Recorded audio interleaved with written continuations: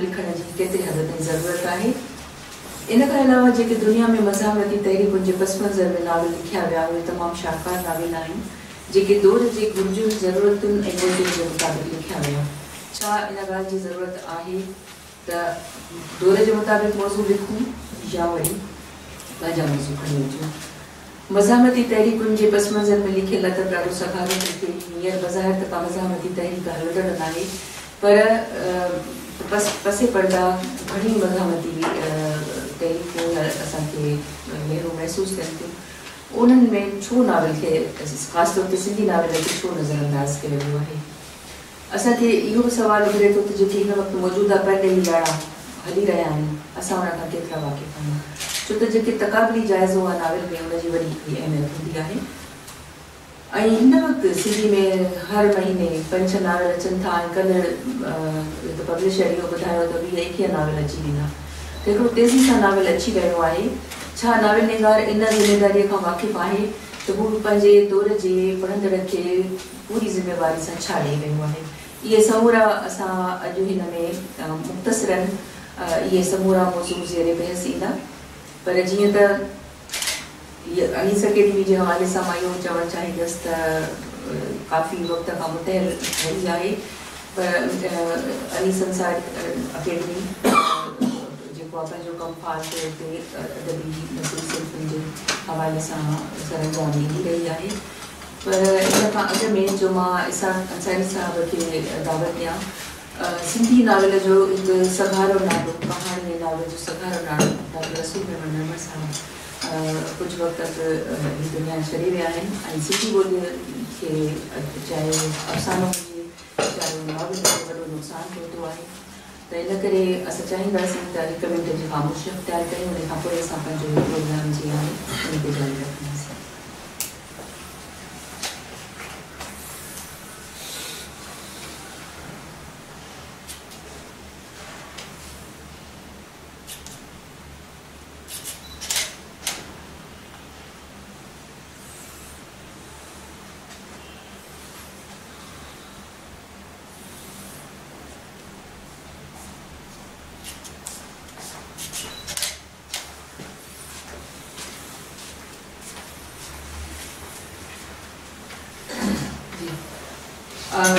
इसाक़ अंसारी साहिब ॾांहुं हाणे मां हलंदसि। रवा रहिया आहिनि अनीस अकेडमी जा तमामु वॾियूं उन दौर में कॉन्फ्रेंसिस थियूं कहाणी जूं, जॾहिं कहाणीअ जे मौज़ूअ ते हिकु माठार असांखे महसूसु थी ऐं उन अनीस अकेडमी जे मुनक़िद कयल कहाणी कॉन्फ्रेंसुनि खां पोइ उहो जेको हिकु तसलसुल जेको पोइ जारी थियो अदबी बेड़नि जो ऐं बराबर जो, त मां अनीस अंसारी साहिब खे चवंदसि इन हवाले सां पंहिंजो को नुक़्ते नज़र रखणु चाहिनि त खणी ॻाल्हि चऊं था पंहिंजे हेराइण सां। महिरबानी। ऐं सेमिनार्स इहे थियणु खपनि, पर हिकु त सूरत हाल कुझु कोविड जे करे 1.5 साल 2.5 साल ॼण हुनजे करे इहो सभु शइ असांजे उन्हनि खे का शइ न करे सघियासीं।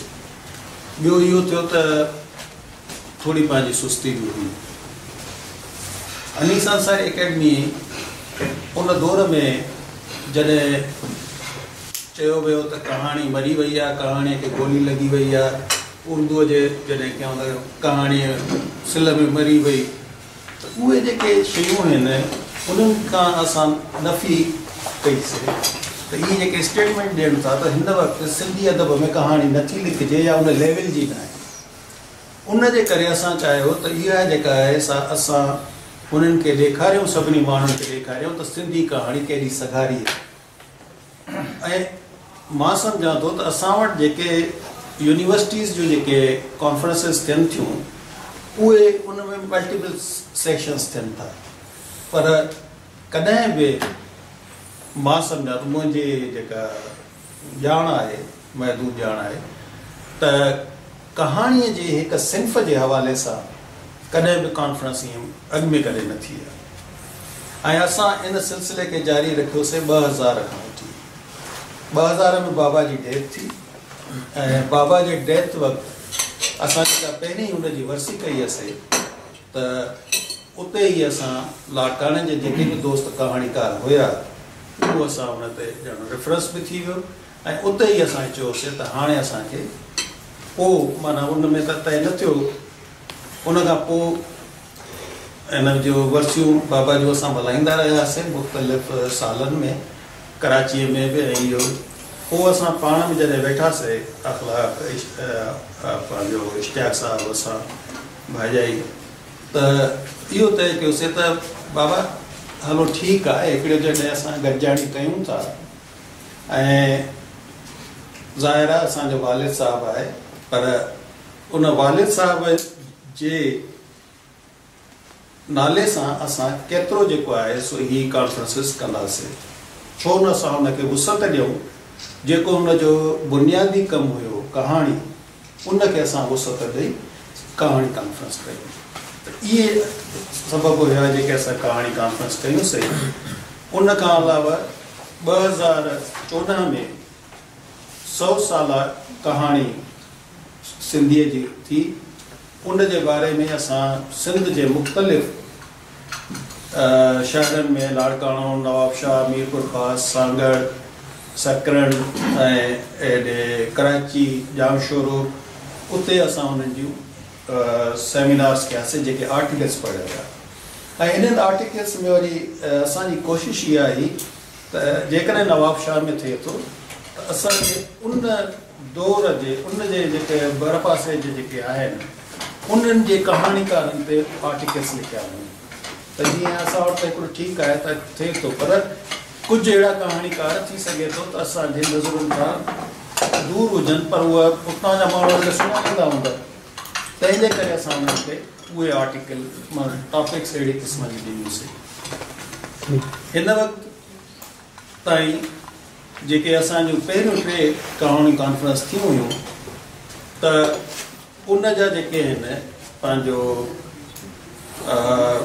हू किताब सिंधी कल्चर वारनि छपायो हुयो, छाकाणि जो उन्हनि वाइदो कयो हो त असां छपाईंदासीं। त उन में जेके 3 कहाणियूं में कॉन्फ्रेंसनि में जेके आर्टिकल्स पढ़िया विया ऐं उन में जेके असांजा प्राइज़ विनर्स हुया उहे जेके आहिनि उन्हनि जूं कहाणियूं उन में शामिलु आहिनि। हाणे असांजूं बाक़ी रहियल जेके कहाणी कॉन्फ्रेंस आहिनि ऐं 2014 में जेके पढ़ियल इन मौक़े ते जेके आर्टिकल्स आहिनि उन्हनि खे बि असां किताबी सूरत में आणणु था चाहियूं। हाणे हिन अॼोके हिन मुज़ाकरे जो मक़सदु बि रुॻो इहो ई आहे त हिक में 2000 में मुंहिंजो नावेल जॾहिं छपियो पहिरियों दफ़ो ख़ाली बेंच, उन साल सभई माण्हू चवनि पिया त इहो असांजे लाइ ख़ुशनसीब साल आहे जो उन में 3 नावेल आया। परवेज़ अबड़े जो, मुंहिंजो हिकिड़ो कंहिं हाणे जॾहिं ॾिसूं था उन खां पोइ असांखे ख़ुशी थी थिए त उहो जेको सालनि में चवंदासीं त हिकु नावेल छपियो आहे या हाणे असांजी ख़ुशी आहे त नावेल जेको आहे सो घणो छपिजे पियो ऐं हिकिड़ी मज़बूत सिंफ़ उभरे। मुंहिंजी पंहिंजी राय इहा आहे त मौज़ूअ जे हिसाब सां असां वटि वैराइटी आहे ऐं उन वैराइटी में ठीकु आहे मज़ाहमती जेकॾहिं असां कंहिं तहरीक ते नथा ॾिसूं, पर उन में मज़ाहमती उनसर शामिल आहिनि मुख़्तलिफ़ उन्हनि जी। ऐं नावेल जी ख़ुशूसियत बि इहा हूंदी आहे त नावेल में घणा किस्सा अची वेंदा आहिनि ऐं किस्सनि जो मक़सदु इहो हूंदो आहे त ज़रूरी न आहे त जीअं उहो थी सीरीज़ लिखी वेंदी आहे टीवी जी त हुन में 3 कहाणियूं गॾु हलण जी ज़रूरत आहे पूरी। त हाणे मां जेको जेके मुतालो कयो आहे त उन में मौज़ूअ जेके आहिनि मुख़्तलिफ़ अचनि था ऐं सुठी ॻाल्हि इहा आहे त असां मुंहिंजी पंहिंजी राय इहा आहे त कंहिं तहरीक खे ॾिसी, चाहे उहा इम्प्रेशनलिज़म हुजे, सरगिज़म हुजे या डायनेमिज़म हुजे या जेके बि आहिनि अदब जी तहरीकूं, उन्हनि खे ॾिसी असांखे लिखण जी ज़रूरत कोन्हे। इहो त अंदर मां फुटे थो ऐं अंदर मां फुटे थो त हर माण्हू जो ज़हन उनखे कहिड़े नमूने लिखे थो त उहो पाण उहो उनजी जेका आहे सा जगह पाण वारारींदो त हीअ कहिड़ी सिंफ ऐं कहिड़े तारीख़ या कहिड़े हुन सां कहे थो त उहा असांजो कमु न आहे, लिखंदड़नि जो कमु न आहे। असां सां मुसीबत इहा थी आहे त लिखंदड़ बि आहियूं असां आहियूं, नक़ाद बि असां आहियूं। नक़ाद जेका आहे हीअ जेके असांजा प्रोफेसर साहिबान वेठा आहिनि यूनिवर्सिटीज़ में, जेके बि सिंधी शोभा आहिनि, उहे उन्हनि जो कमु किथे बि जेकॾहिं मिसाल तौरु थींदो आहे इंग्लिश लिटरेचर जो तव्हां ॾिसो त उन में बि राइटर जेको आहे सो घटि नक़ाद हूंदो आहे। उन्हनि जा नक़ाद जेके हूंदा आहिनि उहे अलॻि, हिकिड़ो त या त उहे हूंदा आहिनि, ॿियो न त उनजी एकेडमी आहे उन्हनि खे गाइड कंदी आहे। ईअं ई जहिड़े नमूने इंजीनियरिंग आहे त इंजीनियरिंग बि तेसि ताईं न हली सघंदी जेसि ताईं एकेडमी ऐं इंडस्ट्री गॾु न हलंदा। पर असां वटि जेका एकेडमी आहे उहा उन ते का तनक़ीद नथी करे, उन्हनि ते के स्टडीज़ नथियूं कराइनि। जीअं तव्हां सलाह कई त छो न असां यूनिवर्सिटीज़ में वञी इहे प्रोग्राम कयूं, हालांकि इहो कमु हुननि जो आहे, पर ठीकु आहे। पोइ जीअं चइबो आहे त असांखे हिकिड़ी इग्निशन जे तौर ते इहो कमु करणु खपे। ऐं मुंहिंजी राय इहा आहे त असांखे इहे जल्दी जीअं 3 महीननि में को न को हर हंधि प्रोग्राम रखणु खपे। जेकॾहिं असां कॉन्फ्रेंसिस नथा रखी सघूं त ही आउटरीच जेके सेमिनार्स आहिनि यूनिवर्सिटीज़ में वञी उते इहो कयूं। ॿी ॻाल्हि इहा आहे त हिन वक़्तु ही दौरु हिन वक़्तु इहो आहे त असांखे मजमूई सॾाइण जी, मोब सॾाइण जी ज़रूरत न आहे। उते ॿुधण वारा ई एतिरा हूंदा आहिनि जेतिरा हाणे हिते वेठा आहिनि। ॿिया सभु पंहिंजे ॻाल्हियुनि में ईंदा आहिनि, ॻाल्हियुनि लाइ ईंदा आहिनि ऐं पंहिंजी जेका नेटवर्किंग ठाहींदा आहिनि। हीअ जेकॾहिं असां एतिरो तइदाद बि किथे 3 महीननि में गॾु करे नावेल जेके हिकु मौज़ूअ ते का ॻाल्हाइजे, पर उन में असां इहा ज़रूरु रिक्वेस्ट कंदासीं त उहो पहिरियां ई लिखत जी सूरत में हुजे, जॾहिं बि अचिजे लिखत जी सूरत में हुजे, ऐं पोइ हिते उहा हुनखे एक्सप्रेस कयो वञे जेको त उन सां छा थींदो, असां जॾहिं उनखे पब्लिश कंदासीं त उहा हिकिड़ी जेका आहे असांजी हिस्ट्री ठहंदी वेंदी, हिकिड़ो बैकग्राउंड ठहंदी वेंदी। महिरबानी। हींअर मौजूदा नावेल निगारीअ में जेको कमु थी रहियो आहे उहो उन हवाले सां पंहिंजो बि नावेल हिननि लिखियो आहे जेको उन्हनि मुख़्तलिफ़ ट्रेंड्स ऐं वैराइटी जे हिसाब सां। मां कंहिं गुज़ारिश कंदसि त हिन मौज़ूअ जे हवाले सां असां पंहिंजा वीचार वंडे। मोहतरम असल में नावेल खे जी जेका उमिरि आहे उहा असां वटि थोरी बि आहे, ऐं ईअं बि न आहे त इन थोरी उमिरि में के असां वॾा नावेल न ॾिना आहिनि। मिसाल इहो आहे जीअं मज़ामती तहरीकुनि जे हवाले सां तव्हां ॻाल्हि कई त असां वटि इंतिहाई शानदार नावेल जेको दुनिया खे ॾेखारण लाइ हुजे त उहो सांगड़ आहे ऐं बहितरीनु नावेल आहे। उन दौर जो आत्मकथा जी स्टार सां जेकॾहिं का ॻाल्हि करिजी थी त उनखे नावेल पियो चइजे। असां वटि हिकिड़ी गैप जेका आहे वॾी नावेल जे तरक़ीअ में रुकावट जी, उहा इहा आहे त असां जेके मुमताज़ बुखारी आहे, कलीम बुटार आहे, इन्हनि इहा शुरू कई आहे त असांजो नावेल जेको आहे विरहायल आहे, हिकिड़ो सरहद जो हुन पार आहे, ॿियो सरहद जे हिन पार आहे। हाणे होॾे जेके नावेल इंडिया में लिखिया विया आहिनि इंडिया में उहे इंतिहाई मेचूर आहिनि ऐं उते नावेल जो घणो कमु थियो आहे, पर उहा असां कंटिन्यूटी हिते न करे सघिया आहियूं। उनजे करे असांखे इहा शऊरी तौरु कोशिशि कंदासीं त जेका बि तारीख़ लिखिजे या डिस्कशन में आणिजे त असां इहो न चऊं त हीअ इंडियन नावेल आहे, हीअ पाकिस्तानी नावेल आहे, असां इहो कयूं त हीअ सिंधी नावेल आहे ऐं उनखे असां कंटिन्यूटीअ खे हलाईंदासीं त असां में मेचूरिटी ईंदी। में आणियूं उन ते बि डिस्कशन्स थियणु खपनि, छो न थियणु खपनि। सो बाक़ी हाणे जीअं ॻाल्हि निकिती त तहरीक खां मुतासिर थी लिखिजे या शऊर इहो ज़हन में ठाहे वेहिजे त ईअं कजे, सो ईअं न कजे। बाक़ी हिन शइ ते हिकिड़ो मुंहिंजो ख़्यालु आहे त जेका शऊरी कोशिशि कजे त असां पंहिंजे हीरोज़ ते नावेल लिखूं।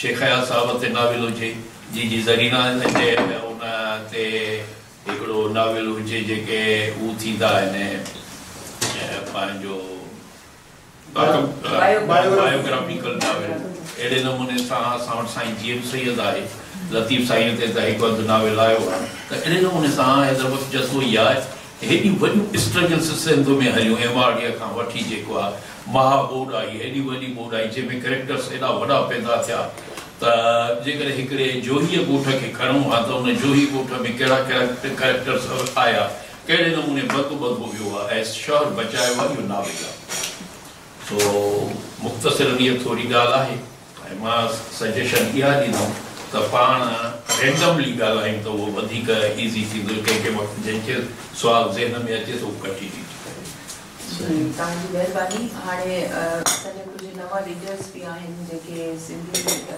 नॉवल अंग्रेज़ी नॉवल या उर्दू नॉवल सां बि वाक़ुफ़ आहिनि ख़ासि तौर ते अंग्रेज़ी नॉवल त असां इहो बि चाहियूं था त असां पंहिंजे नौजवाननि खे पाण सां गॾु खणी हलूं जीअं सिख्या जे अमल में हू असां सां गॾु हुजनि छो त असां वटि जेका सूरत हाल आहे न सेखारियूं था न ई पाण कुझु सिखूं था जीअं त अरबी सदर जा प्रोग्राम थींदा हुआ हिकिड़ो वसी कैनवास हूंदो हुयो उन्हनि मां शेख हयाज़ जैसे वॾा वॾा राइटर इब्राहिम जोयो साहब नाविल निगार उन्हनि मेड़ाकनि मां उसरिया पर हाणे असां वटि अहिड़े क़िस्म जी का बि सूरत हाल न आहे त असां वटि अॼु हिकु सुठी पढ़ंदड़ अलीन अंसारी बि आहे जेका अंग्रेज़ी जे शोबे सां वाबस्ता आहे नवल यूनिवर्सिटी मां हूअ अंग्रेज़ी शोबे में तालीम हासिल करे रही आहे का पाबंदी न आहे त हू सिंधी में अंग्रेज़ी में ॻाल्हाए ऐं अंग्रेज़ी में ॻाल्हाए सघे थी छो त हुनजो जेको मौज़ू आहे उहो अंग्रेज़ी आहे त अमा भाई मुंहिंजो सुवालु आहे त जिते असां वटि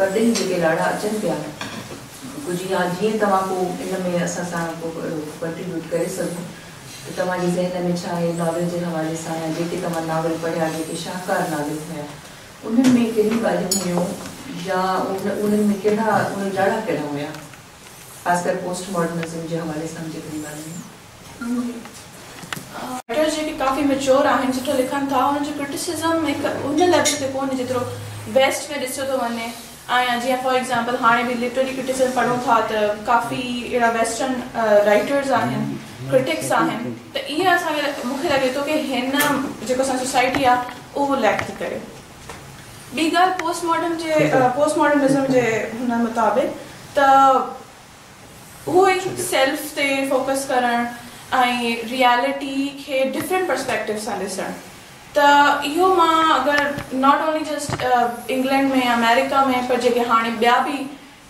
जैपनीज़ राइटर्स आहिनि उन्हनि जे हारुकी मुराकामी आहे हुन सरेलिज़म ते काफ़ी लिखियो आहे मैजिकल रियलिज़म ते लिखे थो नाइजीरियन राइटर्स आहिनि ऐं लैटिन अमेरिका जे जेके राइटर्स आहिनि इज़ाबेल अलेंडे हुन जी बि शॉर्ट स्टोरीज़ ऐं नॉवेल्स आहिनि हाउस ऑफ स्पिरिट्स हुन बि मैजिकल रियलिज़म जो काफ़ी डिस्क्रिप्शन मतिलबु जॉनरा यूज़ थियल आहे त इहो मां नोट कयो आहे की असांजी जेकी सोसाइटी आहे उर्दू या सिंधी में आहिनि बिल्कुलु आहिनि सरेलिस्ट चाचा बि पढ़ियो आहे ख़बर आहे मूंखे की इहे थीम्स यूज़ करणु या पर जनरल सेंस में मूंखे हिकु लॻंदो आहे की रुकाव आहे थीम्स जेके आहिनि उहे लिमिटेड आहिनि ऐं एक्सप्लोरेशन एॾी कोन्हे about different genres different themes ऐं पर्सपेक्टिव्स खे फॉर एग्ज़ाम्पल कल्ह ई अलाए कोई ॻाल्हि थिए पई त के राइटर लिखियो मल्टी स्ट्रैंड नैरेटिव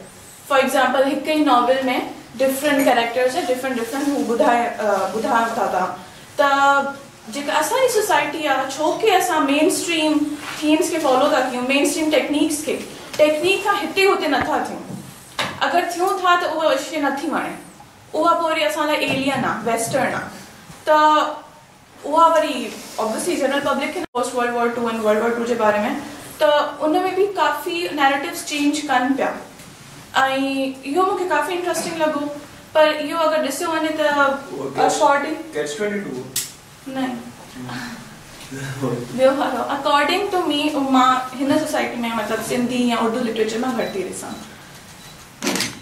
बस फ़िलहाल मूंखे थोरी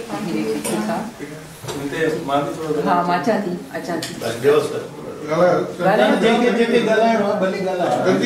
मां पाण पढ़ंदड़ आहियां नॉवेल्स लिखां थो पर वर्क इन प्रोग्रेस ऐं मूंखे प्लेटफॉर्म मिलियो जंहिंमें मां थोरा पंहिंजा आइडियाज़ बि शेयर करे सघां थोरो तव्हांजी इनसाइट ऐं इनपुट बि मूंखे मिली वेंदी जनरली हाणे before going into any discourse या कचहरी या कुझु बि त मां पहिरियों कुझु प्रिमिसिस हिकु सेट कबा आहिनि उन हिसाब सां उहो कंदा आहिनि।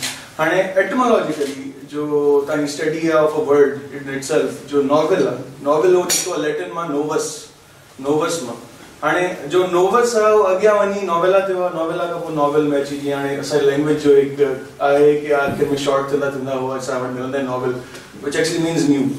हाणे नोवस में ॿियो ऑफशूट निकिरे पियो पंहिंजो जो वियो हो नोवा ते। हाणे novas differ to the stars, right. Novel जो मतिलबु छा आहे? क्रिएशन, समथिंग न्यू, तव्हां नई इनपुट कयो था। हाणे जीअं मां तव्हांखे हिते मां लिखियो हो कि असां वटि जीअं अरीन मैंशन कयो कि असां वटि जो लिटरेरी डिवाइसिस आहिनि या थीम्स आहिनि लिमिटेड आहिनि न, बट असां वटि जीअं म्यूज़िक हूंदो आहे हुनमें एंडलेस परम्यूटेशन्स आहिनि, असां उनखे रीअरेंज करे सघूं था ऐं उन्हनि खे हर शइ करे सघूं था।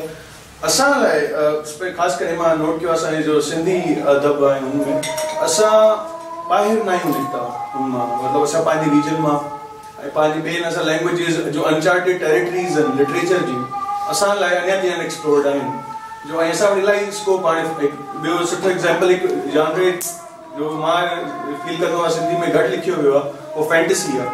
ऐं फैंटेसी हाणे इंग्लिश लिटरेचर में सभिनी खां हाईएस्ट सेलिंग ऐं हाईएस्ट मोस्ट वेल नोन उहो जॉनरे आहे, छोकी माण्हुनि जो घणो करे रीडर खे खपंदो आहे एस्केपिज़म सॉर्ट ऑफ, पर अलॻि अलॻि टाइप ऑफ रीडर्स हूंदा आहिनि। मां केरु एस्केपिस्ट आहियां त हिन करे मां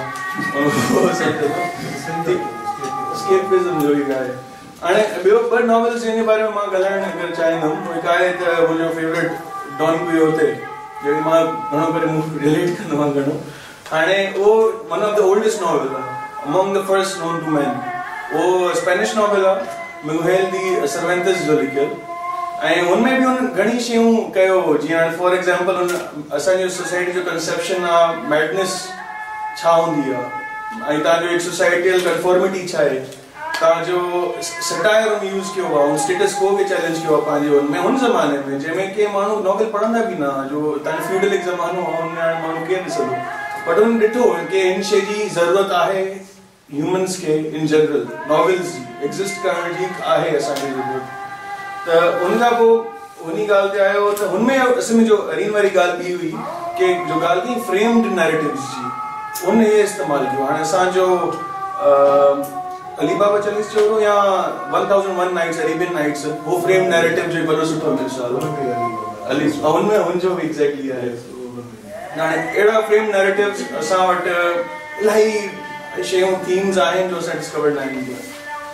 ऐं ॿियो वरी हाणे मां पंहिंजी ॿियो फेवरेट नॉवेलिस्ट ते ॻाल्हाईंदुमि जो थोरो वधीक मूंखे सिंध सां ॾाढो हुनजो हिकु लिंक लॻंदो आहे, हिकु सॉर्ट ऑफ अजीब शइ, हालांकि आहे दुनिया जी बेपार, पर असां वटि उहो हिकु रूरल लाइफ स्टाइल इंसान इंसानी आहे न, असांजी हिकु इम्पल्स जीअं हूंदा आहिनि, त उहो आहे गैब्रियल गार्सिया मार्केज़ ते जो हुनजो नॉवेल आहे 100 Years of Solitude।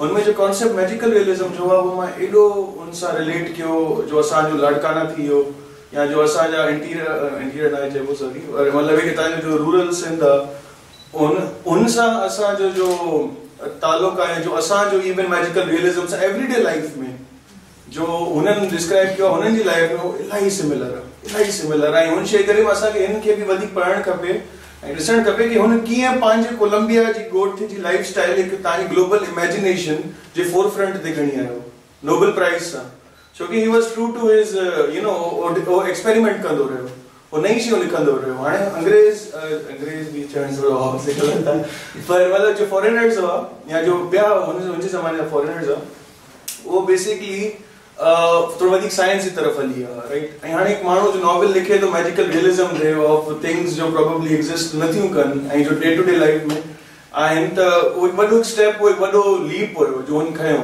उहो ई अनचार्टेड टेरिटरी में वियो ऐं इट पेड ऑफ बेसिकली। त ॻाल्हाइण ते घणो शायदि चऊं पिया, पोइ वरी मां कंटिन्यू।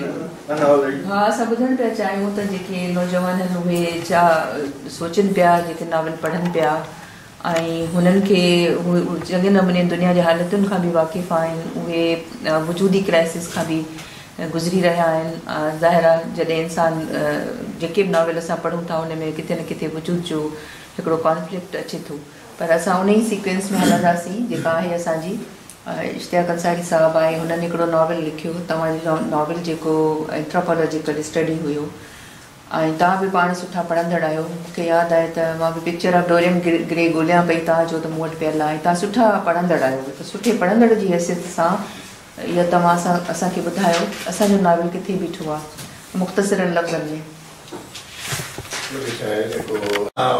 मुंहिंजे दड़े जा माण्हू असांजो इहो आहे त ख़ासि तौर ते मुंहिंजो हिस्ट्रीअ सां वास्तो रहियो आहे ऐं मूंखे उहे ई नावल अपील कंदा आहिनि जंहिंसां थोरो हिस्टोरिकल टच हूंदो आहे। जीअं सपोज़ कि साईं अख़लाक़ साहिब जो साहिब आहे या असांजो गुलाम मुग़ल जो शाइर घोड़ा या साईं जो किताबु आहे जेको यूनिवर्सिटी जे पस मंज़र जेको नालो नमाल जी उहा शइ आहे। इन अंदाज़ सां या वरी जेका हाणे ॻाल्हि तव्हां मुंहिंजी कई त असांजे छो न दुल दरिया खां असांजो नावल अचणु खपे, छो न असांजे कुलीअ ते नावल अचणु खपे, या अहिड़े नमूने जेके असांजो मुख़्तलिफ़ याने जेके धरावड़ नसुल जा जेके बि आहिनि गुरबला थिया साईं हडवाड़ थिया या हिते उन्हनि जो पूरा असां वटि जेकॾहिं उन सां माण्हू वेहे थो त उन्हनि वटि सदियुनि जूं ॻाल्हियूं आहिनि। बिल्कुलु सपोज़ कि असां जॾहिं इंडस एक्सपीडिशन करे पिया चऊं त असांखे एॾे मथे सरेकी बेल्ट में हिकिड़ा माना ॿेट ते हिकिड़ो टोलो मिलियो त उते जेको असां गाइड चयोसीं केल आहिनि, अड़े बाबा केल आहिनि चयोसीं काफ़र आहिनि, हराम खाईंदा आहिनि, हे खाईंदा आहिनि, हो खाईंदा आहिनि, अड़े बाबा केल माइट नालो मिलूं त साईं।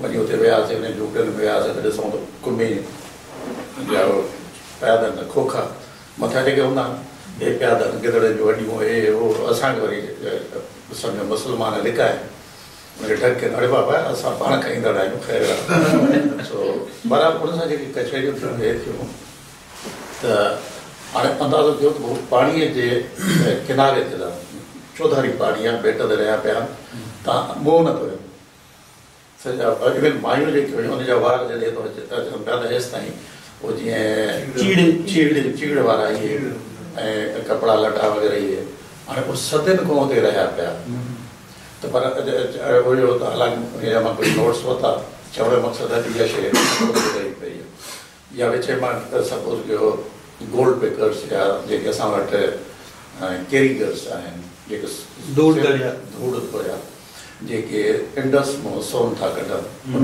कबीलनि वटि बि मां ईअं सम्झंदो आहे महीने खां महीना उते रिसर्च कई हुन सां मिलियुसि कयो उन खां पोइ मां आर्टिकल लिखिया। त चवण जो मक़सदु इहो हिकिड़ी फील्ड असां वटि आहे जेका अञा ताईं वर्जन आहे जंहिंते असांजो कमु तमामु घटि थियो आहे। जेकॾहिं इहो हूंदो सपोज़ मूंखे इहो मुंहिंजो कोड मिटीअ जा कोड उहो छा आहे जो जेल में वियासीं उते को अहिड़ो हिकिड़ो कैरेक्टर आयो ॾाढो उन याने ॻाल्हाइणो सुठो हुयो उन सां हिकु ॿ कचहरी पर हुनजो अंदाज़ अहिड़ो मूंखे वणे मां वेठो ॾिसांसि पियो अणपढ़ियल माण्हू वरी जेके उहो एक्शन सां वरी हीअं हो करे त अहिड़ो मां उते ई मां डायरी में लिखियो त मां हिन ते नावल लिखंदुसि। बहरहाल उन ते मां कोड मिटीअ जा कोड जॾहिं नावल लिखणु शुरू कयो तव्हां यकीन कयो त मूंखे इन में 8 साल लॻा। उन्हनि जा सपोज़ कयो जेके बि पीर आहिनि जेका बाद खां वठी हिते उन्हनि खे विज़िट कई उन जूं शादियूं ॾिठियूं उन्हनि जो चवण जो मुंहिंजो मक़सदु हुयो त मुंहिंजी पंहिंजी हरूभरू ॻाल्हि थी थिए त कहिड़े क़िस्म जा असां वटि एॾा गैप्स आहिनि ऐं किरदार आहिनि जिन ते असांखे करणु खपे। ख़ासि तौर ते जेको असांजो हाणे ज़िक्र थियो दुल दरिया ख़ान केॾो वॾो कैरेक्टर आहे त अंदाज़ो कयो त मां एॾनि सदियुनि में जेको माण्हू समादौर में जॾहिं उनखे नौकिरी छॾे अचे वेहे थो ऐं जॾहिं शाह बेगम अचे थो त न हुनखे न को उहिदो आहे न को इहो न इवन क़ुरान जेको आहे उनजे मदद थो करे जाम फिरो उहो अलॻि अहिड़ो आहे पंहिंजो लश्कर वठी वञी उते वञी वड़े थो विषय थिए थो। अहिड़े कैरेक्टर्स ते असांखे मुंहिंजे ख़्याल में लिखणु खपे मुंहिंजो इहो ख़्यालु हुयो। जी हाणे असां हलूं था उन हद ताईं पर मूं ॾिठो आहे मूंखे त तव्हां नाविल में हिकिड़ा नवां लाड़ा या उन में टेक्निक्स या उनजा जेके मौज़ू आहिनि उनखे खणी आया आहियो। कुझु वक़्तु अॻु तव्हांजो नाविल आयो ऐं उन खां पोइ हाणे असां तव्हां जनरली ॻाल्हाईंदा पर उन सां तव्हां रिलेट करे सघो था त तव्हां कहिड़े पर्सपेक्टिव में कहिड़े नुक़्ते नज़र सां इहे नाविल लिखो पिया हिन जी ज़रूरत छो पिया महसूसु कयो? मुंहिंजी राइटिंग जा 2 मेजर फेज़िस आहिनि। हिकिड़ो त जेको मुंहिंजो शुरूआती फेज़ आहे उहो मुंहिंजो नेशनलिस्टिक जेके राइटिंग्स आहिनि, मुंहिंजो फिक्शन बि नेशनलिज़म ओरिएंटेड रहियो। पर 2012-13 खां पोइ जेको आहे सो मूं जॾहिं पोस्ट मॉडर्न लिटरेचर ख़ासि करे पढ़णु शुरू कयो त उन खां पोइ वरी मूं पंहिंजो उन में थोरो चेंजिस कयो। हाणे पोस्ट मॉडर्न लिटरेचर में जीअं इहे पासे ॻाल्हायो पासे बि त उन में कुझु 4-5 शयूं आहिनि जेके मिली करे या उन्हनि मां को हिकिड़ो एलिमेंट पोस्ट मॉडर्न कंदो आहे, जंहिंमें मैजिक रियलिज़म, सररियलिज़म, डार्क ह्यूमर ऐं जेको आहे सो मेटा फिक्शन, इहे उन जा 4-5 एलिमेंट्स आहिनि जेके अहम आहिनि। जॾहिं मूं पढ़णु शुरू कयो त उन में मूंखे सभिनी खां पहिरीं जेको पोस्ट मॉडर्निस्ट राइटर आहे उहो आहे जॉन बॉर्थ, अमेरिका जो नॉवलिस्ट आहे। उन जी जेको कहाणी बयानु करण जो स्टाइल आहे उहो ॾाढो मूंखे उन ॾाढो मुतासिर कयो ऐं उन जे कहाणी जो जेको ख़ूबी आहे त हिकिड़ी त उन जी मेन स्टोरी आहे, ॿियूं उन में आहिनि इनबेडेड स्टोरीज़ या स्टोरी विदिन स्टोरी। हिकिड़ी मेन स्टोरी हले पई कैरेक्टर्स जी, वरी अंदरि हिकिड़ी नई स्टोरी शुरू थी वञे, वरी जेको आहे सो अञा नई। अच्छा, ॿियो उनजो जेको कमाल हो उहो आहे he is known as father of metafiction. त उन मेटाफिक्शन में इहो हूंदो आहे त फिक्शन में तव्हां डिस्कस कंदा आहियो how to write fiction and what is fiction. त इहो इन शयुनि मूंखे ॾाढो इंस्पायर कयो 2013 खां पोइ। उन खां पोइ हिकिड़ो जेको ॿियो मुंहिंजो फेवरेट राइटर आहे अंग्रेज़ी में, जेको हिते नालो न वरितो वेंदो आहे कुझु हिकिड़े मज़हबी पर्सपेक्टिव ते, उहो आहे सलमान रुश्दी। त उहो बि post modernist and post colonial writer आहे ऐं उन जो जेको नरेशन जो स्टाइल आहे, हाणे पोस्ट मॉडर्न लिटरेचर में थिए छा थो, हिकिड़े जेको आहे सो ॿाहिरि जूं हालतूं ऐं इंसान पंहिंजो अंदरि जूं हालतूं, उहे ॿई उन ते केतिरो असरु अंदाज़ थियूं थियनि ऐं हू कीअं बिहेव थो करे। जीअं मुंहिंजो हिन खां जेको पहिरियों नॉवल हो जेको आहे यूथोपिया, उन में मूं करेक्टर जे जेंडर जे हवाले सां तजुर्बो कयो त उन जो हाफ बॉडी जेको आहे सो मेल वारी आहे ऐं हाफ बॉडी फीमेल वारी आहे ऐं उहो उन तज़ाद में कीअं थो सोसाइटी खे फेस करे, उनजे अंदरि में छा थो हले। पोइ वरी उहो जेको करेक्टर मिली करे वरी मिसिंग पर्सन्स लाइ ऐं वुमेन राइट्स लाइ ॻाल्हि थो करे, त उन पंहिंजे अंदरि में कहिड़ा कॉन्फ्लिक्ट्स हली रहिया आहिनि, ॿिया ॿाहिरियनि कॉन्फ्लिक्ट्स आहिनि। त इहो हिकिड़ो तजुर्बो कयो। ॿियो उन में जेको मूं जेको तजुर्बो कयो त जिथे मुंहिंजो हिकिड़ो चैप्टर ख़तमु थो थिए, ॿियो चैप्टर थो शुरू थिए, त उनजो नैरेटर चेंज थो थी वञे, नैरेशन जे हवाले सां हिकिड़ो इहो तजुर्बो। ऐं टियों जेको उन में जेको लास्ट जेको तजुर्बो हो यूथोपिया में, उहो डिस्टोपिया जो।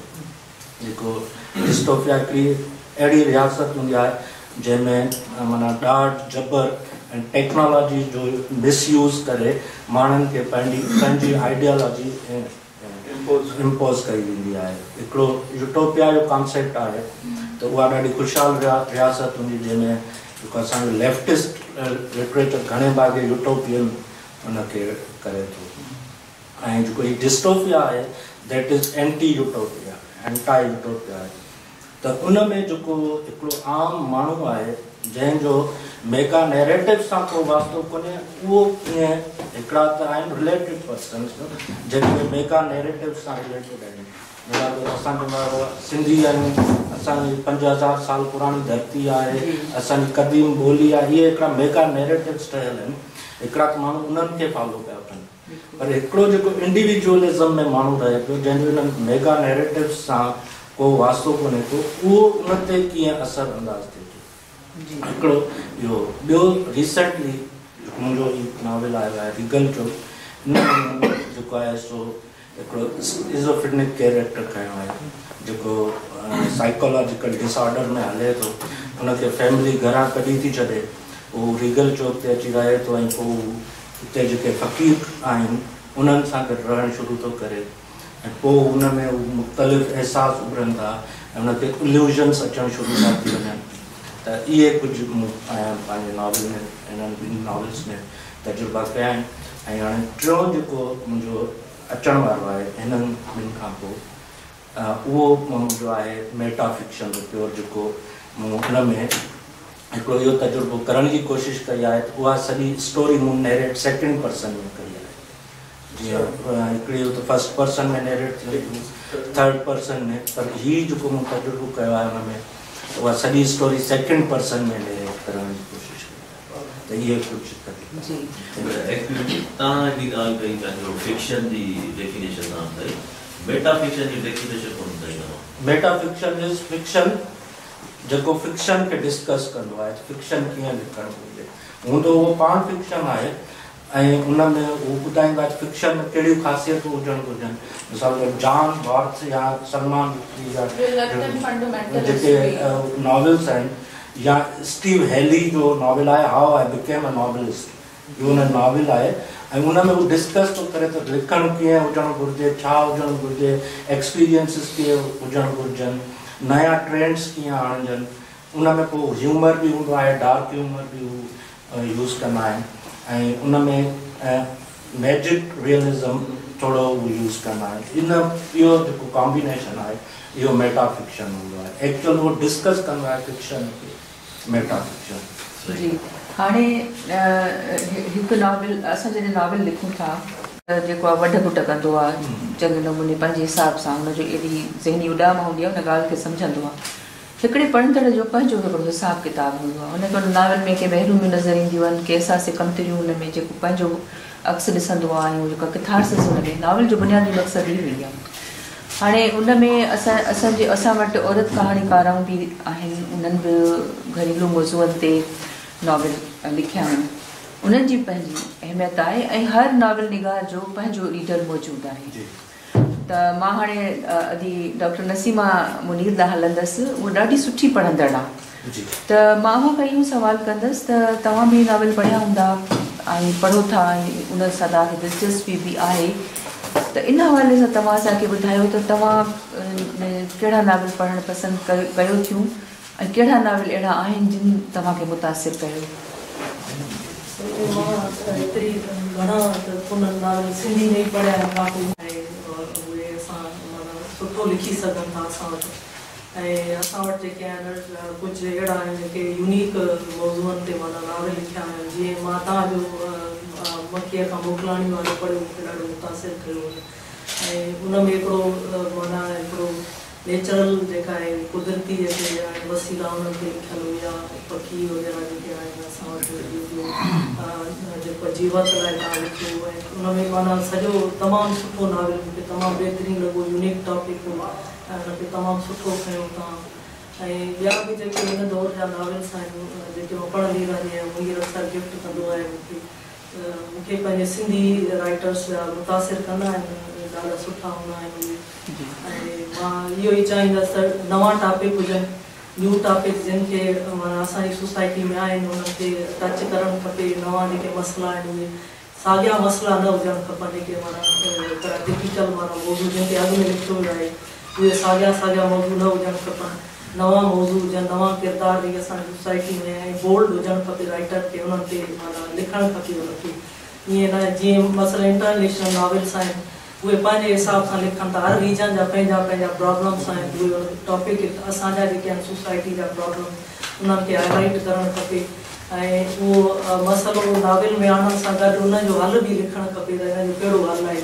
मिसाल जेको आहे डिप्रेशन वग़ैरह ते माण्हू साइकोलॉजिकली को प्रॉब्लम आहे कंहिंखे त उनजो हल बि नॉवल अचणु खपे। जी बसि मां एतिरो सिंधी में वरी हिकिड़ो नॉवल नजूमी जेको अलॻि यादि आयो। मिसाल मूं काफ़ी सारा सिंधी नॉवल पढ़िया आहिनि या पढ़ी रहियो आहियां, त नजूमी नॉवल जेको मूं रसूल मेमण साहिब सां मुंहिंजो तमामु घणियूं कचहरियूं थींदियूं, हितां जे मीरपुर ख़ासि ईंदो, कॾहिं कॾहिं फ़ोन कंदो, पोइ असां कॾहिं दरिया ते वेंदासीं, कॾहिं किथे या कराची वञणु थींदो त हुनजे घर या मुंहिंजे घर ईंदो तो मूं हुनखे ॻाल्हि कई त मुंहिंजी तव्हांखे शायदि ख़बर आहे या न आहे, पर जीअं त तव्हां डॉक्टर आहियो, तव्हां हर बीमारी जेॾी महिल डिस्कस कयो था के मरीज़ सां, पोइ हुन खां पोइ हुन जो इलाजु हुनखे ॿुधायो था। मुंहिंजो नजूमी नावेल में तव्हां खां ईअं थी वियो आहे, तव्हांखे ख़बर आहे अलाए या मूंखे ख़बर न आहे। मुंहिंजो तव्हां जेके बि कैरेक्टर में आहिनि हुनजे वरी आख़िर पहिरियों हुनखे तव्हां जेको डिस्कस कयो आहे उहो वरी आख़िर में हुनजो इलाजु बि ॾिनो आहे, हुनजो तव्हां हल ॿुधायो आहे। मुंहिंजो तव्हां ॾाढो हिकिड़ो यूनिक नावेल खणी आया हो उन्हनि, जी उहो ॾाढो ख़ुशि थियो। उन मां हिन ई ॻाल्हि नजूमी जे हिसाब सां जेकॾहिं सोचूं, जेकॾहिं तर्जुमो थिए केतिरा असां वटि अहिड़ा सुठा लेखक मौजूदु आहिनि। या हाणे हीउ जेको आयो आहे कल्ह कुता, हाणे इहो पढ़ण खां पोइ ख़बर पवंदी त कीअं आहे, त हू जेको नावेल निगारो पंहिंजे हिसाब सां ऐं एतिरो घणो लिखी वियो जेको असांजे लाइ हिकिड़े फ़ख़ुर जी ॻाल्हि आहे ऐं उन में वैराइटी मौजूदु आहे। उहो त माना असांखे उन करे ॾियणु खपे। बिल्कुलु ॿियो रिसर्च माना जेको टॉपिक, पर हक़ीक़त आहे त पढ़ंदड़ मुख़्तलिफ़ आहिनि। के नौजवान पढ़ंदड़ असांजी नौजवान जी ज़िंदगी आहे जेके कैंपस में गुज़ारनि था, उन्हनि जा के ख़्वाब आहिनि, एहसास महरूमियूं आहिनि, उन्हनि जा के उतां उसरनि बि था ऐं उते हू रहनि बि था, त ई केतिरी ज़रूरत तव्हां हिननि जी महसूसु कयो था? ऐं तव्हांजो पंहिंजो छा पर्सपेक्टिव आहे, तव्हां कहिड़ी शइ ॾिनी आहे ऐं कहिड़ी शइ ॾियणु चाहींदो? जॾहिं असां पढ़ंदासीं नावेल जूं किरदार निगारियूं, नावेल जूं माहौल में उहो जेको बि हुयो सभु पढ़ियासीं, पेपर ॾियणो, मार्कूं खणियूं, सम्झासीं बि, डिस्कस बि कयासीं ऐं उन्हनि पर्सपेक्टिवनि में माना मूं पाण सोचणु शुरू कयो मुख़्तलिफ़ नावेल्स ते। त माहौल आहे त मिसाल कहिड़ो जेको आहे माहौल जे पस मंज़र में नावेल आहे या मुख़्तलिफ़ हुन में उहो दोहरायो वियो। पर जेॾी महिल माण्हू नावेल लिखणु शुरू करे थो त मूंखे ज़हन में न आयो त मां को नावेल जे फ़न खे जेको आहे ज़हन में रखी जेको आहे मां को कमु करणु पियो वञा, या को माना मां सोचां पियो त हाणे नावेल जो प्लाट जेको आहे जीअं त हीअं ऐं इन करे माना मां जेको आहे उन जेको आहे स्कीम तहत जेको आहे सो लिखणु शुरू कयां, या नावेल जे जेको आहे मौज़ू खे जेको आहे खणी पोइ डिस्कस कयां। कुझु मस्त मां नावेल पढ़ंदो हुउमि, कंहिं वक़्त में कहाणियूं लिखियूं, वरी पोइ इहो सोची लिखणु छॾे ॾिनियूं त अहिड़ो सभु लिखनि था, लिखण जो फ़ाइदो कहिड़ो। जॾहिं 5000 स्टोरी राइटर स्टोरी लिखंदा हुजनि सिंध में, ऐं सिंध में 20-25 मैगज़ीन हुजनि जंहिंमें जेके हर मैगज़ीन में 8-10 कहाणीकार छपजंदा हुजनि, मूं चयो हाणे पोइ अहिड़ियुनि कहाणियुनि मां बि अहिड़ी कहाणी लिखां त पोइ मुंहिंजे लिखण जो को कारज या मक़सदु न आहे, बसि कहाणी फाड़े छलाइजे। छपियूं बि हुयूं काफ़ी सारियूं मैगज़ीन्स में।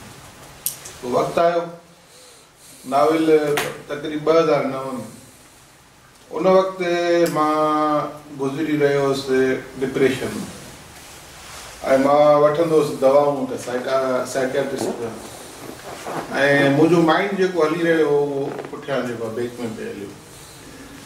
मां हाल में जियुसि पए, पर जेको मुंहिंजो जेको माइंड जी जेका प्रेज़ेंस हुई उहा हुई माज़ीअ में, उथणु वेहणु घुमणु फिरणु। पोइ बसि पोइ मां बग़ैर कंहिं हुनजे मूं माना न पए लिखियो त हाणे हिन नावेल जो को मक़सदु आहे या हिन जो को जेको आहे थींदो जेको आहे को डिस्कशन थींदी इन जी मुख़्तलिफ़ वेज़ में। जेॾी महिल उहो मुंहिंजा नावेल छपिया मूं लिखी छॾिया ईअं जेको मुंहिंजे दिमाग़ में हुयो, या जंहिं तरीक़े सां माना मां 4-5 साल हिकिड़ा ज़िंदगीअ जा गुज़ारिया, उन्हनि जंहिं 5 सालनि वारे अरसे ते जीअं मूं बसि लिखी छॾियो। लिखी छॾण खां पोइ हुन में स्टडीज़ पिया आहियूं, तनक़ीदूं पिया आहियूं त बाबा हिन में हीउ जेको ख़्यालु आहे उहो जेको आहे पोस्ट मॉडर्निज़म जे अचे थो ज़िमरे में। इंडिया में नंद चौगाड़ी साहब बि उहो लिखियो त कराची यूनिवर्सिटी में कंहिं पोस्ट मॉडर्निज़म ते PhD पे कई, हुन पे लिखियो त काफ़ी सारनि ॿियनि माण्हुनि में उन ते मुख़्तलिफ़ डिस्कशन्स आहियूं। पर मुंहिंजे माइंड में एज सच का अहिड़ी ॻाल्हि न हुई त मां हीअ जेका ॻाल्हि करे रहियो आहियां त जेंडर बैलेंस खे जेको आहे माइंड में रखी करे रहियो आहियां या मां ही जेका ॻाल्हि करे रहियो आहियां इंटरनेशनलिज्म खे जेको आहे दिमाग़ में या जेको मां ही जेकॾहिं सिंध जे पस मंज़र में किरदारनि खां ॻाल्हायो आहे त उहो उन्हनि खे मां नेशनलिज्म जे जेको पर्सपेक्टिव में रखी ॻाल्हाए रहियो आहे। इहो उन वक़्तु मुंहिंजे माइंड में कुझु बि न हुयो। बसि जीअं त मां ॿुधायमि पई त माना मां कंहिं माना मुंहिंजो दिमाग़ माज़ीअ में पियो हलियो ऐं माज़ीअ में जीअं मुंहिंजी लाइफ गुज़री हुई जहिड़ो मूं एक्टिविज़म हुयो मूं वटि मां बसि उनखे जस्ट लिखियो। मूंखे इहा ख़बर न हुई त हिन जी समाज में जेको आहे ज़रूरत आहे या न आहे या मां जेको आहे सो कंहिं ख़ासि ज़रूरत जी पूरा लाइ लिखी रहियो आहियां। मूंखे अहिड़े क़िस्म न हो। बसि मूंखे नावेल हिकिड़ो जेको आहे सो मुंहिंजी दिलि चयो ऐं मूं लिखियो ऐं अलाह साईं जी महिरबानी सां थोरे अरसे में हुनजा ऑफिशियली 5 एडिशन शाया थी चुका जेका कंहिं बि सम्झो त नावेल जी ख़ुशकिस्मती न रही जो थोरे हिकिड़े शॉर्ट टाइम में मतिलबु 6-7 सालनि में उनजा ऑफिशियली जेके 5 एडिशन अचनि उनजूं पायरेट कापियूं अचनि त इहा मां सम्झां थो त हाणे मिसाल मूंखे केरु चए थो उनजी घुर्ज न आहे ओके मां उनखे चवंदो ठीकु आहे तव्हां सही चवंदा हूंदव छो जो तव्हां मूंखां वधीक अकुलमंद आहियो पढ़ो था लिखो था सम्झो था पर उन जेको किताब ख़रीद थो करे मार्केट मां ऐं उहो पब्लिशर जेको बार बार उनखे शाया थो कराए त पोइ उनजी जेको आहे ज़रूरत में ऐं जेको ॿियो माण्हू चए थो हिनजी ज़रूरत न आहे उन में वॾो फ़र्क़ु। मिसाल हाणे असां पढ़ूं था यूनिवर्सिटीज़ ते नावेल हींअर नेटफ्लिक्स जो ज़मानो अची वियो आहे। मां कोई 200-250 फिल्मूं ॾिठियूं मुंहिंजे हिन सर्जरी खां पोइ उन 200-250 फिल्मुनि मां उहे लॻभॻि 200-250 फिल्मूं ई नावेल्स ते ठहियल हो नेटफ्लिक्स ऐं उन्हनि 250 फिल्मुनि मां सम्झो त 99% उहे नावेल्स ते ॿधल हो। जेका फिल्म घणो आहे जेको आहे नावेल ते ॿधल आहे। टू होम आहे लव्ड हिकिड़ी छोकिरी आहे जेका कंहिंसां हाई स्कूल जे ज़माने खां यूनिवर्सिटी ताईं मुख़्तलिफ़ माण्हुनि सां प्यारु कंदी रही आहे पर ॿुधाए न सघी आहे। हर कंहिंखे ख़त बि लिखियो अथई पर पोस्ट न करे सघी आहे। उनजी भेण हुनजो ॾिठो आहे डॿो अड़े यार केतिरनि सालनि 5 माण्हुनि सां मुंहिंजी भेण प्यारु कयो आहे ॿुधाए न सघी आहे। उन्हनि सभिनी खे लेटर पोस्ट करे छॾिया। ॿिए ॾींहं ते जवाबु अची विया त हुनजो ई छा थियो बाक़ी हुन बॉक्स ॾांहुं ॾिठई बॉक्स ख़ाली आहे। भेण चयो मां पोस्ट करे छॾिया हाणे त सभु चवनि दादा असांखे बि तूं वणंदी हाणे आउं छा कयां। पोइ हाणे हुन पस मंज़र में जेको नावेल हले थो या दुनिया जा अलाए केतिरा नावेल्स आहिनि जेके माना हिन पस मंज़र में हलनि था। मां हिन में थोरो वाधारो कंदुसि त नावेल हुनखे ॾिनऊं नालो कैंपस या यूनिवर्सिटी जेका पढ़ंदे हाणे असांखे उल्टी थी अचे। ॻाल्हि इहा आहे असांजे सिंधी मुआशिरे मां लाड़काणे जो माण्हू जैकबाबाद जो माण्हू कश्मीर जो माण्हू जंहिंजो हाणे हिन थोरे हिन कम्युनिकेशन जे करे थोरो इंटरेक्शन वधियो आहे उन्हनि जो औरतुनि सां छोकिरियुनि सां जॾहिं त उहो अॻु में न हुयो ऐं हिन वक़्तु बि उन लेवल जो न आहे। त उहो जॾहिं यूनिवर्सिटी में अचे थो को एजुकेशन ॾिसे थो ऐं उन वक़्तु असां वटि को एजुकेशन जेके इवन लाड़काणे में ई अहिड़े वॾे शहर में बि न हूंदा। बहिराण में नई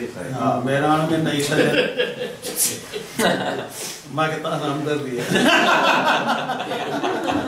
हिते अचे थो त हिकिड़ो मुतासिर करणु ॿार जो ज़रूरी आहे ऐं हिन नॉर्मल ॻाल्हि आहे ऐं उन में जेका इहा जेको जज़्बो पैदा थिए थो ऐं उनखे जेकॾहिं कोई माण्हू एक्सप्रेस करे थो त उन में मुंहिंजे हिसाब सां का ग़लती कोन्हे। ॻाल्हि इहा आहे तव्हां वारी ॻाल्हि त पोइ भला इहे नावेल जेके सभु वरी करे छो था छपजनि घुर्ज आहे हर हिक जी घुर्ज आहे। पर हिन हिसाब सां भला जेकॾहिं ॾिसूं हिन जो राजा जो जेको अनवर जो नावेल पंजाब यूनिवर्सिटी जे पस मंज़र में जेको लिखियल आहे हा होॾे जेको इंडिया जो पीली छतरी वाली लड़की अहिड़े क़िस्म जो खोड़ आहिनि त इवन जेका आहे सा इहा पंहिंजो राजा गिद्ध में उहो घणो जेको बानू कुछ ख़ैर मां हुनजो इहो छाकाणि मौज़ू हिन वक़्तु इहो न आहे तंहिंजे करे मां रुॻो जनरल हिकिड़ी ॻाल्हि कई। असां नॉवल पढ़ियो थो वञे, घणो पढ़ियो थो वञे, असां छो घणे क़िस्म जा नॉवल न ॾेई सघिया आहियूं, या जेकॾहिं न ॾेई सघिया आहियूं त छा कयूं? महिरबानी मैडम, रसूल मेमण जो हिकिड़ो किताबु छपियो आहे कहाणी जो, ऐं हिते हिकिड़ो बि माण्हू अहिड़ो कोन्हे जो कहाणीअ ते ॻाल्हाए सघे, सभु शाइर आहिनि।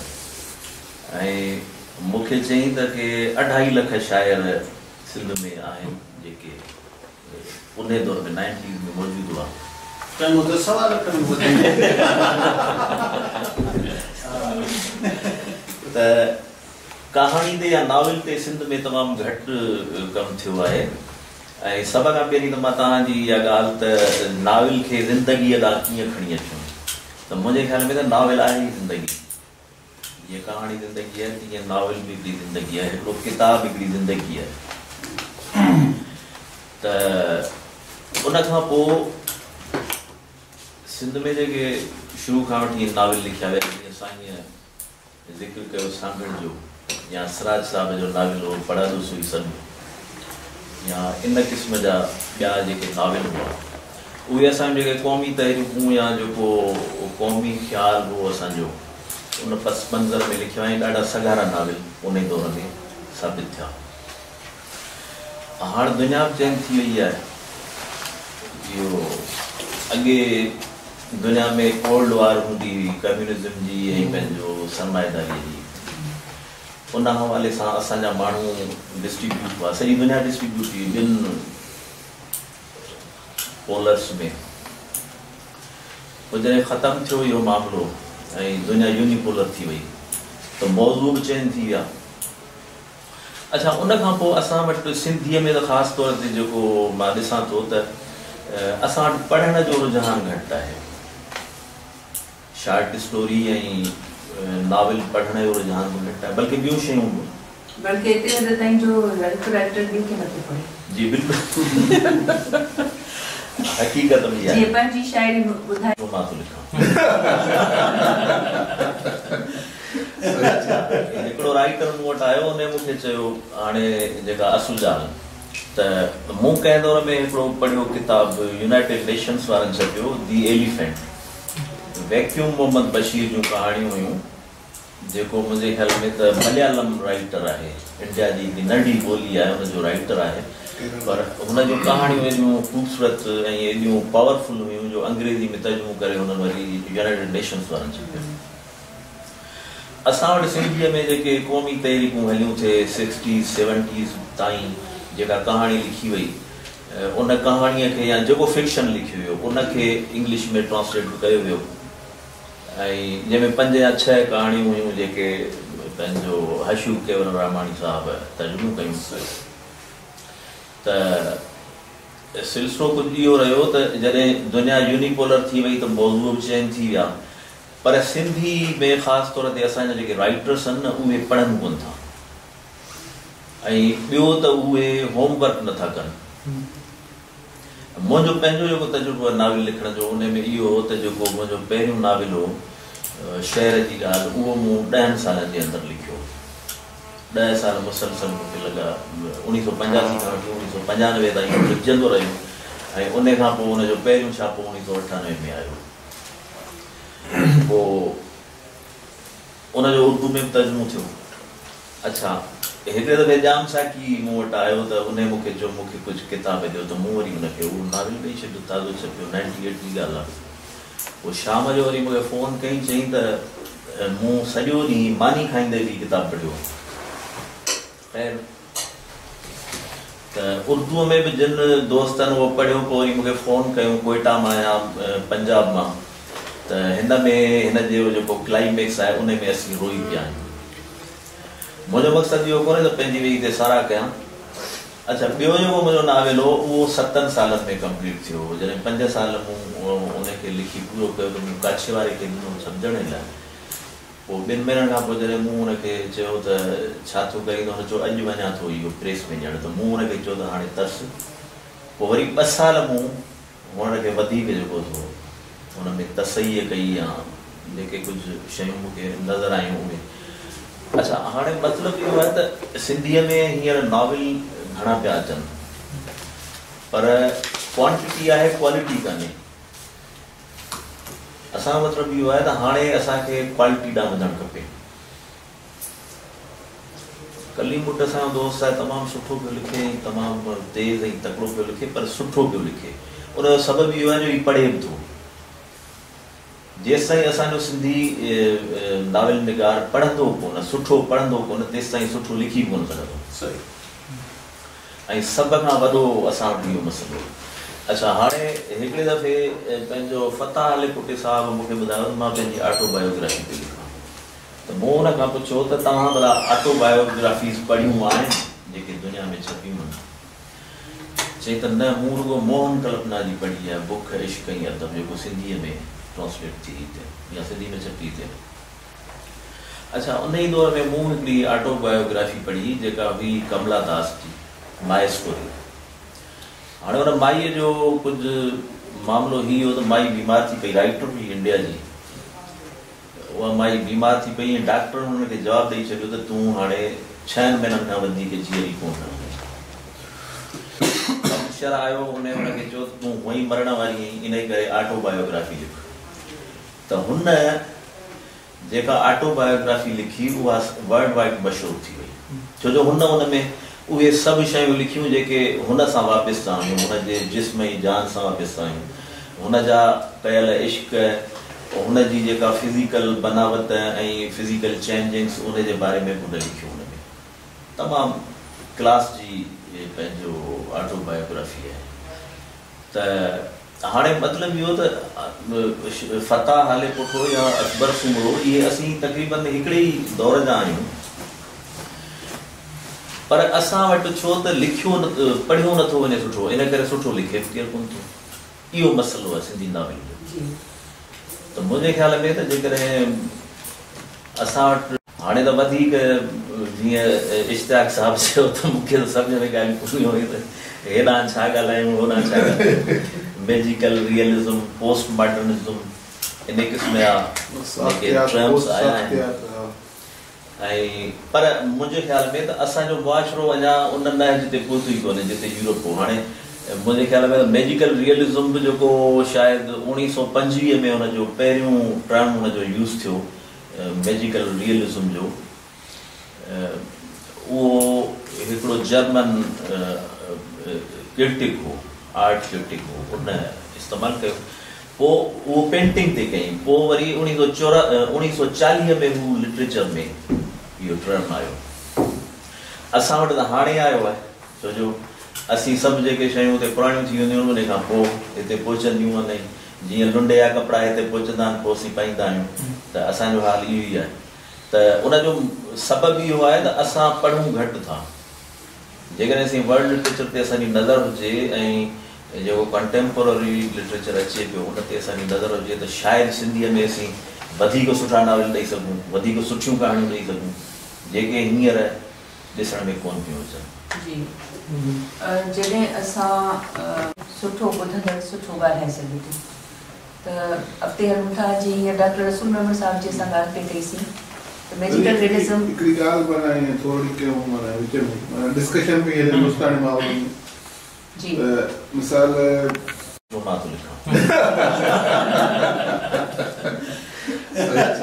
हिकिड़ो राइटर मूं वटि आयो, उन मूंखे चयो हाणे जेका असुजान, त मूं कंहिं दौर में हिकिड़ो पढ़ियो किताबु यूनाइटेड नेशन्स वारनि छपियो, दी एलिफेंट। वैक्यूम मोहम्मद बशीर जूं कहाणियूं हुयूं, जेको मुंहिंजे ख़्याल में त मलयालम राइटर आहे, इंडिया जी हिकिड़ी नंढी ॿोली आहे, हुनजो राइटर आहे, पर हुनजूं कहाणियूं एॾियूं ख़ूबसूरत ऐं एॾियूं पावरफुल हुयूं जो अंग्रेज़ी में तर्जुमो करे हुननि वरी यूनाइटेड नेशन्स वारनि छपियो।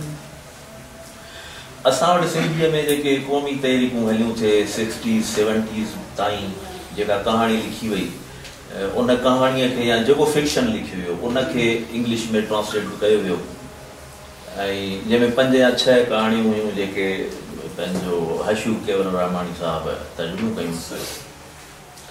त सिलसिलो कुझु इहो रहियो त जॾहिं दुनिया यूनिपोलर थी वई त मौज़ू बि चेंज थी विया, पर सिंधी में ख़ासि तौर ते असांजा जेके राइटर्स आहिनि न उहे पढ़नि कोन था ऐं ॿियो त उहे होमवर्क नथा कनि। मुंहिंजो पंहिंजो जेको तजुर्बो आहे नाविल लिखण जो उन में इहो हो त जेको मुंहिंजो पहिरियों नाविल हो शहर जी ॻाल्हि उहो मूं 10 सालनि जे अंदरि लिखियो। 10 साल मुसलसल मूंखे लॻा 1985 खां वठी 1995 ताईं लिखजंदो रहियो ऐं उन खां पोइ हुनजो पहिरियों छापो 1998 में आयो। पोइ उनजो उर्दू में तर्जुमो थियो। अच्छा हिकिड़े दफ़े जाम साकी मूं वटि आयो त उन मूंखे चयो मूंखे कुझु किताब ॾियो त मूं वरी हुनखे उहो नाविल ॾेई छॾियो ताज़ो छपियो 98 जी ॻाल्हि आहे। पोइ शाम जो वरी मूंखे फ़ोन कई चई त मूं सॼो ॾींहुं मानी खाईंदे बि किताबु पढ़ियो। ख़ैर त उर्दूअ में बि जिन दोस्तनि उहो पढ़ियो पोइ वरी मूंखे फ़ोन कयूं कोयटा मां या पंजाब मां त हिन में हिन जो जेको क्लाइमेक्स आहे उन में असीं रोई पिया आहियूं। मुंहिंजो मक़सदु इहो कोन्हे त पंहिंजी वेही ते सारा कयां।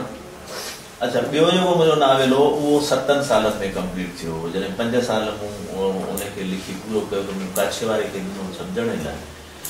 पोइ 2 महीननि खां पोइ जॾहिं मूं हुनखे चयो त छा थो करी त हुन चयो अॼु वञा थो इहो प्रेस में ॼण त मूं हुनखे चयो त हाणे तरस।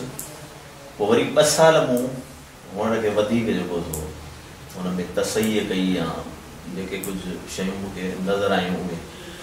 अच्छा हाणे मतिलबु इहो आहे त सिंधीअ में हींअर नॉविल घणा पिया अचनि पर क्वांटिटी आहे क्वालिटी कान्हे। असांजो मतिलबु इहो आहे त हाणे असांखे क्वालिटी ॾांहुं वधणु खपे। कली मुट असांजो दोस्त आहे तमामु सुठो पियो लिखे तमामु तेज़ ऐं तकिड़ो पियो लिखे पर सुठो पियो लिखे। उनजो सबबु इहो आहे जो हीउ पढ़े बि थो।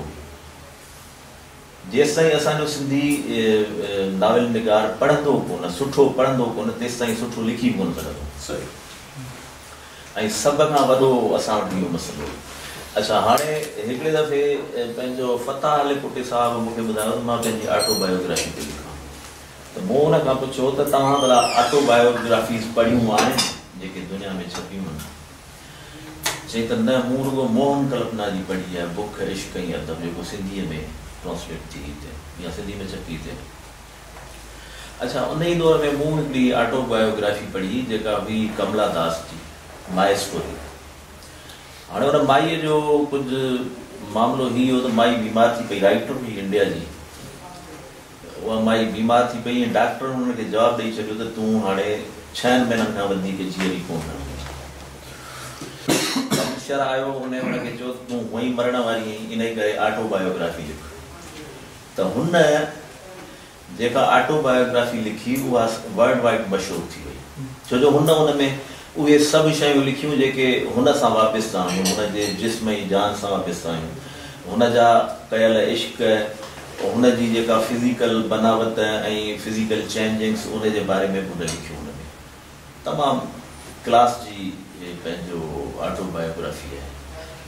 त हाणे मतिलबु इहो त फताह अली पुठो या अकबर सुमरो इहे असीं तक़रीबन हिकिड़े ई दौर जा आहियूं पर असां वटि छो त लिखियो पढ़ियो नथो वञे सुठो इन करे सुठो लिखे केरु कोन थो। इहो मसइलो आहे सिंधी नाविल जो। त मुंहिंजे ख़्याल में त जेकॾहिं असां वटि हाणे त वधीक जीअं इश्तियाक साहिबु चयो त मूंखे त सम्झ में ॻाल्हियूं कोन हुयूं हेॾां छा ॻाल्हायूं होॾां छा ॻाल्हायूं। मैजिकल रियलिज़म पोस्ट मॉडर्निज़म इन क़िस्म जा जेके टर्म्स आया आहिनि ऐं पर मुंहिंजे ख़्याल में त असांजो मुआशिरो अञा उन नहज ते पहुतो ई कोन्हे जिते यूरोप हो। हाणे मुंहिंजे ख़्याल में त मैजिकल रियलिज़म बि जेको शायदि 1925 में हुनजो पहिरियों टर्म हुनजो यूज़ थियो मैजिकल रियलिज़म जो उहो हिकिड़ो जर्मन क्रिटिक हो आर्ट क्रिटिक हो उन इस्तेमालु कयो। पोइ उहो पेंटिंग ते कई पोइ वरी 1940 में हू लिटरेचर में इहो टर्म आयो। असां वटि त हाणे आयो आहे छो जो असीं सभु जेके शयूं हुते पुराणियूं थी वेंदियूं आहिनि उन खां पोइ हिते पहुचंदियूं आहिनि। जीअं लुंड जा कपिड़ा हिते पहुचंदा आहिनि पोइ असीं पाईंदा आहियूं त असांजो हाल इहो ई आहे। त उनजो सबबु इहो आहे त असां पढ़ूं घटि था। जेकॾहिं असीं वर्ल्ड लिटरेचर ते असांजी नज़र हुजे ऐं जेको कंटेम्पोररी लिटरेचर अचे पियो उन ते असांजी नज़र हुजे त शायदि सिंधीअ में असीं वधीक सुठा नावल ॾेई सघूं, वधीक सुठियूं कहाणियूं ॾेई सघूं जेके हींअर ॾिसण में कोन पियूं अचनि। जी जॾहिं असां सुठो ॿुधंदड़ सुठो ॻाल्हाए सघे थो त अॻिते हलूं था। जीअं हींअर डॉक्टर रसूल मेमन साहिब जे सां ॻाल्हि पे कईसीं त मैजिकल रियलिज़म हिकिड़ी ॻाल्हि बनाई थोरी कयूं माना विच में डिस्कशन में हिंदुस्तानी माहौल में जी मिसाल पर लॻाई जो हाणे एतिरो थो लिखी मरूं था पिया ॿुॾूं था पिया नावल त मां हुते थोरो खिलियुमि इंजॉय कयो हुन जे कमेंट खे बि। मिसाल मुंहिंजो हींअर 2 साल पहिरीं वञण जो इंग्लैंड, मां त वञी बुक शॉप्स में विज़िट कया, उन्हनि खां पुछो मुंहिंजो छा पोज़ीशन आहे नावल जे छपजण में। So many every day so many, हर रोज़ अलाए केतिरा नावल था छपजनि इंग्लिश में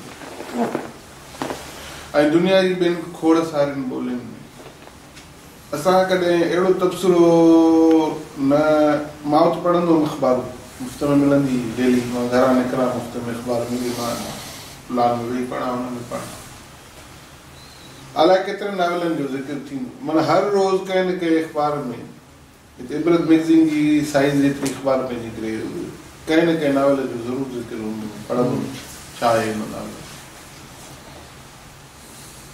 हाणे उते जेकी नावल सो मेनी रोज़ छपजंदा, हुन दुकानदार सो मेनी करे शिकिल ठाहे हुन चयो अची अची सो मेनी को नावल अचे थो जेको मशहूरी माने थो, जेको जाइ वाला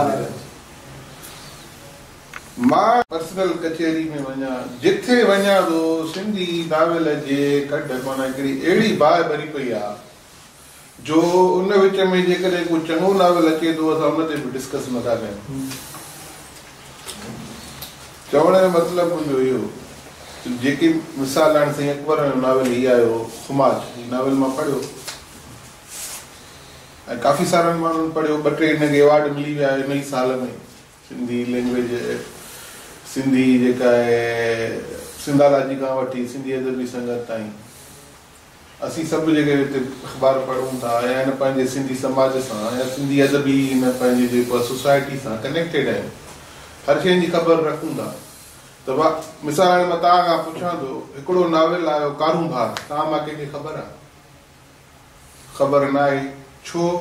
तो ईअं ई हिकिड़े स्टूडेंट माण्हू लिखियो यूनिवर्सिटी सिंध ते, सिंध में पढ़ियो इंग्लिश डिपार्टमेंट में, फाइनल ईयर में नावल लिखी, दोस्तनि में विरहाई, अहिड़ो हुयो ई न शायदि जो कंहिं डिस्कशन में अची सघे। ॿियो नावल आयो मिसाल असगर शरह नावल जो नालो थिया खैरपुर यूनिवर्सिटी पसमंद, हिकु 2 माण्हुनि हुनखे जेको आहे फेसबुक ते जेको आहे तनक़ीद या सम्झो त तज़ीक जो निशानो बणायो, थोरो मशहूरु थियो, मूं हुनखे चयो सुठो थियो तो इहो थियो, घटि में घटि माण्हुनि खे ख़बर पई त असगर शरह जो नावल आयो आहे हिन में। त मुंहिंजे चवण जो मतिलबु इहो आहे त असां जेकी सुठा नावल अचनि था उन्हनि ते डिस्कशन कयूं। बाक़ी दुनिया जी हर ॿोली, उर्दू में तव्हां वञी ॾिसो, उर्दू बाज़ार में रोज़ केतिरा नावल था अचनि उर्दू में ऐं मशहूरु केतिरा था थियनि। इंग्लिश में माना अलाए केतिरा नावल था अचनि, घणनि खे बुकर प्राइज़ थो मिले ऐं नोबेल प्राइज़ लाइ जेके थियनि था न मिले। हाणे यूरोप में हिकिड़ो ट्रेंड आहे त जेकॾहिं किताब अचे थो महूरत नथी थिए पर हुनते रिव्यू जो डिस्कशन ज़रूरु थिए थो, ऐं अख़बारनि में ऐं ख़ासि तौर ते जेके बि मैगज़ीन्स आहिनि उन में उनजो ज़रूरु ज़िक्र अचे थो। हिते हाणे अहिड़ो को हिते माहौल कोन्हे त उन ते मुंहिंजो ईंदो त मां पंहिंजो कराईंदसि, ॿियो ईंदो त ॿियो पंहिंजो कराईंदो, पर ईअं कोन्हे त हिकिड़ो अदबी। ऐं साॻी हालत वरी राइटर सां आहे त राइटर पाण किताब छपाए, पाण सभिनी खे गिफ्ट करे विराए, तॾहिं वञी जुल्म छुटे ऐं खपे, ऐं उन खां पोइ उन ते केरु 2 अखर ॻाल्हाइण लाइ तयारु कोन्हे, केरु लिखण लाइ तयारु कोन्हे। मक़सदु इहो हो कि जेके मौज़ू असां अञा बुक शेल्फ ताईं महदूद आहिनि, ऐं कुझु सुठा पढ़ंदड़ आहिनि उन्हनि खे सिर्फ़ु ख़बर आहे। त हाणे जेका मां ॻाल्हि कई पई डॉक्टर रसूल मेमन साहिब जी, त हुननि मैजिकल काफ़ी पुराणो लिखियो, हुननि मैजिकल रियलिज़म, ऐं जेके बि लाड़ा आहिनि हींअर यूरोप में उहे 25-30 साल अॻु हुनजे अदब में हुया। इहा ॿी ॻाल्हि त उनखे एतिरो पढ़ियो न वियो या उनखे दरियाफ़्त न कयो वियो, पर काफ़ी माण्हू अहिड़ा आहिनि जिन में इहे ॾाढा रहिया आहिनि। छो त हू बि पंहिंजे कुंडुनि में रहण वारो माण्हू हो, सेल्फ प्रोजेक्शन हुई कोन हुन वटि त ज़ाती प्रचार करे, ऐं हुनखे असां वटि उहो रुझान कोन्हे त असां अदब भराए अदब जा त क़ाइल आहियूं, पर अदब भराए ज़िंदगी जा क़ाइल आहियूं। त हाणे अचां थी मां ओलियूं भट्टी साहिब ॾांहुं, हिननि सफलता कढियो आहे। हाणे हिननि हिकिड़ो इहो रखियो आहे सिलसिलो त हिन में को नावल बि छपींदा। अवां जो हींअर लेटेस्ट हिकिड़ो नावल आयो आहे, मां चाहींदसि त तव्हां हुनजे बारे में बि ॿुधायो जी, ऐं कुझु जेका नौजवाननि में नावल जी मौजूदा सूरत हाल आहे हुनजे बारे में असांखे। तव्हांजा जेके बचड़ा आहिनि उन्हनि जे, बाक़ी सभु मुंहिंजा गुरू आहिनि, वॾा आहिनि, उन्हनि जे अॻियां ॻाल्हाइण मुंहिंजे लाइ ॾाढो हिकिड़ो त हेज़िटेटिंग आहे। जीअं तव्हां सवाल रखिया आहे, उनखे आउं ॾिसंदो पियो अचां, ऑब्ज़र्व कंदो पियो अचां गुज़िरियल 11 सालनि खां, त उन वटि का बि डिस्क्रिप्शन ॾिनी वेंदी, कहाणी मोकिलण लाइ चयो वेंदो हुयो। ऐं उनजो मिसाल हाणे बि आहे त हींअर बि जॾहिं नावल जी जेको आहे सो ॻाल्हि थी त उन्हनि मूंखे दावत ॾिनी। ऐं इहा ॾाढी ज़बरदस्त ॻाल्हि आहे त हाणे कहाणीअ खां पोइ अनीस अंसारी अकेडमी जेका आहे उहा नावल जे पासे अचे पई। ॿी हिकिड़ी गुज़िरियल नावल जेको आहे आउं अलिफ लैला ऐं इन्हनि दास्ताननि खे पढ़ी करे पोइ मुतासिर थी आयो हुयुसि नावल जे पासे। ऐं तमामु नंढी उमिरि में मिडिल में पढ़ंदा हुआसीं 6-7 में, त उन टाइम खां वठी जॾहिं थोरी मैच्योरिटी थी या थोरो वॾा थियासीं या यूनिवर्सिटी ते पहुतासीं, त उन टाइम खां वठी मुंहिंजो हिकिड़ो ख्वाबु आहे या हिकिड़ी ख़्वाहिश आहे त सिंधी नावल कॉन्फ्रेंस कजे। ऐं उन हवाले सां मूं खोड़ सारनि मिसाल तौरु लेखकनि सां राब्तो कयो, साईं मुनीर सां बि हिकु ॿ दफ़ो मूं डिस्कस कयो। हाणे वेझर में वरी साईं रसूल मेमण सां बि इन हवाले सां ॻाल्हि थी त साईं रसूल मेमण चयो त पोइ कोविड वारी सिचुएशन ख़तमु थिए त पोइ असीं हिन जी एजेंडा ठाहे ऐं पोइ इनखे जेको आहे सो ॾींदासीं। त मुंहिंजे ख़्याल में हीअ जेका मीटिंग आहे या मीटअप आहे जेको, इहो बि मुंहिंजे ख़्याल में नावल कॉन्फ्रेंस जे पासे ई वञे पियो। ऐं मुंहिंजी जेका सालनि जी ख़्वाहिश आहे उहा पूरी थींदी ऐं मूंखे ॾाढी ख़ुशी थी रही आहे। ऐं उन में असीं ॾिसंदासीं त लाज़मन ऐं उनजे लाइ मुंहिंजी हिकिड़ी सलाह आहे या जेकॾहिं अमल कयो वञे त उनखे नालो ॾिनो वञे रसूल मेमण नावल कॉन्फ्रेंस। छो त हुन सिंधी नावल नवीसीअ में तमामु हिकिड़ा बहितर लाड़ा बि आंदा ऐं तमामु सुठा नावल बि लिखिया। मौज़ूअ जे हवाले सां कंहिं बि लेखक खे मतिलबु बाउंड नथो करे सघिजे त तूं हाणे हिन मौज़ू ते लिख ऐं तूं हिन मौज़ू ते लिख ऐं तूं हुन मौज़ू ते लिख। बुनियादी तौर ते हर तख़लीकार जो जेको कमु हूंदो आहे या जेका बेसिक या प्राइम जेका ड्यूटी आहे उहा अवेयरनेस आहे, सुजागी आहे, शऊर ॾियणु आहे। कंहिं बि तख़लीक़ जो जेकॾहिं असेंस या हिकिड़ो खणिजे त हुनजो मक़सदु इहो ई आहे त माण्हूअ खे शऊर मिले, ॼाण मिले, उन पासे ॾांहुं जेका हिकिड़ी सम्झ उनजी सोच जो अंदाज़ ऐं ज़ावियो बदिलिजे। त उहो तव्हां कहिड़े 2000 ताईं आहे। त इहे हिकिड़ा फेज़िस आहिनि नावल जा। उन खां पोइ 2001 खां पोइ जेको फेज़ आहे 21वीं सदीअ जो नावल, उन में वरी मौज़ूअनि जी हिकिड़ी अलॻि अलॻि ॼाण आहे जिन ते तव्हां सभु मुंहिंजे ख़्याल में ॻाल्हाए बि विया आहियो। त जेकॾहिं मौज़ूअनि खे मिसाल तौरु मुख़्तसिरनि कंसाइज़ कयूं त उहे मिसाल तौरु 3 या 4 चई सघूं था। हिकिड़ो नेशनलिज़म ऐं रोमांस आगा सलीम चवंदो हो त जेकॾहिं मुंहिंजी ज़िंदगी मां रोमांस कढो त मुंहिंजी ज़िंदगी फुज़ूल थी वेंदी। मां वरी ईअं चवंदो आहियां त कंहिं बि माण्हू जी ज़िंदगी मां जेकॾहिं रोमांस कढो उहो घणे पर्सपेक्टिव में रोमांस जा जेको आहे उहो इनकलाब ॾे जेकॾहिं तव्हां राकिब आहियो त उहो बि जेको आहे हिकिड़ो क़िस्म जो रोमांस आहे। त हिते चयो वेंदो आहे रोमांस ते न लिखो। रोमांस त हिकिड़ी बुनियादी घुर्ज आहे हर माण्हूअ जी। उनजो तव्हां सबूत इहो ई आहे त जेके रोमेंटिक नावल आहिनि सिंधीअ में जेके बि लिखिया विया आहिनि उहे घणा पसंदि कया था वञनि, छो त माण्हू उन लाइ घणो जेको आहे उनजा लाड़ो थिए थो। परॾेही लाड़ा मुंहिंजे ख़्याल में ज़रूरी कोन्हे को त असीं मार्केस जी हिकिड़ी ॻाल्हि कंदोसीं त मार्केस जॾहिं लिखियो हुयो इहो अकेला ई 100 साल ऐं हुन खां पोइ हुन खां इंटरव्यू वरितो हुयो त ॾियो हाल अहिवाल तव्हां भला ॿुधायो त नावल जी टेक्निक छा आहे या कीअं आहे। त हुन चयो त मूं इहो हिकिड़ी रो में लिखी छॾियो, हाणे मां पढ़ां थो त नावल कीअं लिखिबो आहे।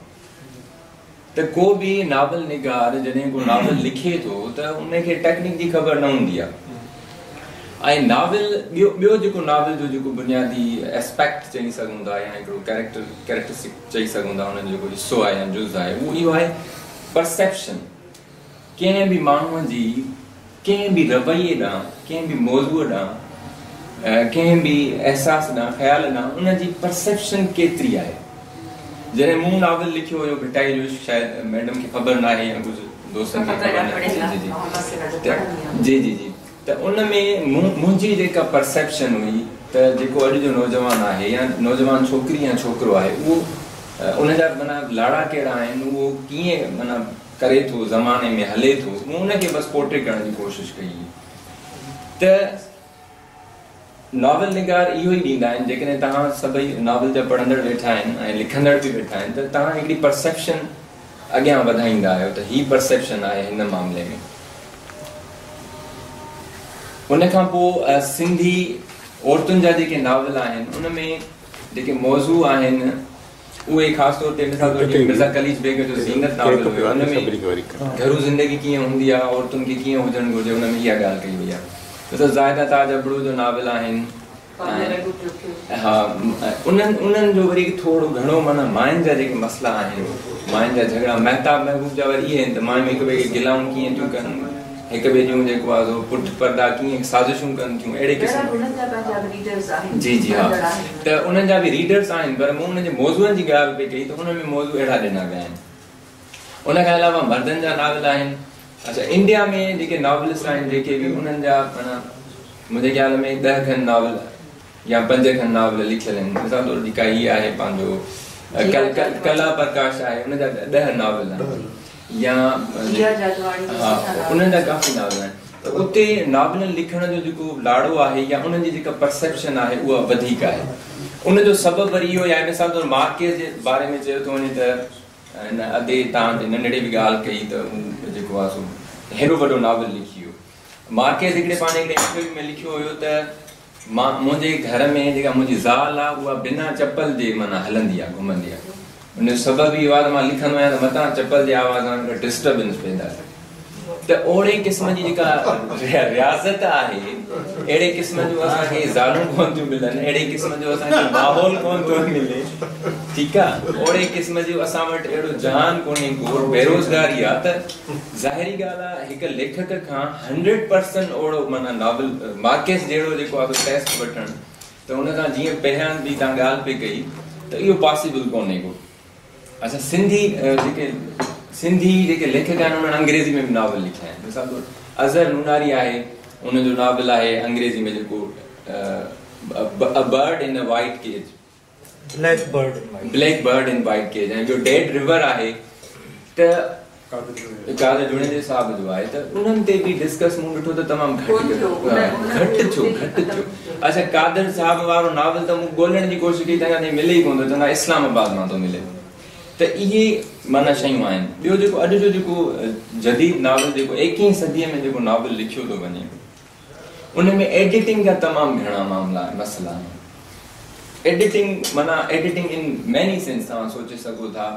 ऐं एडिटिंग जा जेके लवाज़मात आहिनि, जिन बि पढ़िया हूंदा, साईं बि जेको आहे सो ॿार पढ़ी आयो आहे, पाण जेको आहे सो न्यूज़ एंड ओपिनियन जा एडिटर बि रहिया आहिनि, त उहे तमामु घणा मसइला आहिनि नॉवल्स में। उन्हनि ते बि ध्यानु ॾिनो वञे, छो त नावल मां सम्झां थो त हीउ जेको असांजो अॼु मुज़ाकिरो आहे जी जी उहो रुॻो हिकिड़ो लाइहबल तरीक़ो जी, बाक़ी हीअ त ॼण हुन जेके असां सेमिनार्स रखंदासीं या कॉन्फ्रेंसिस रखंदासीं उन्हनि जा मौज़ू आहिनि। जी जी जी, सुठी ॻाल्हि आहे। हा हा, त ॿियो जी जी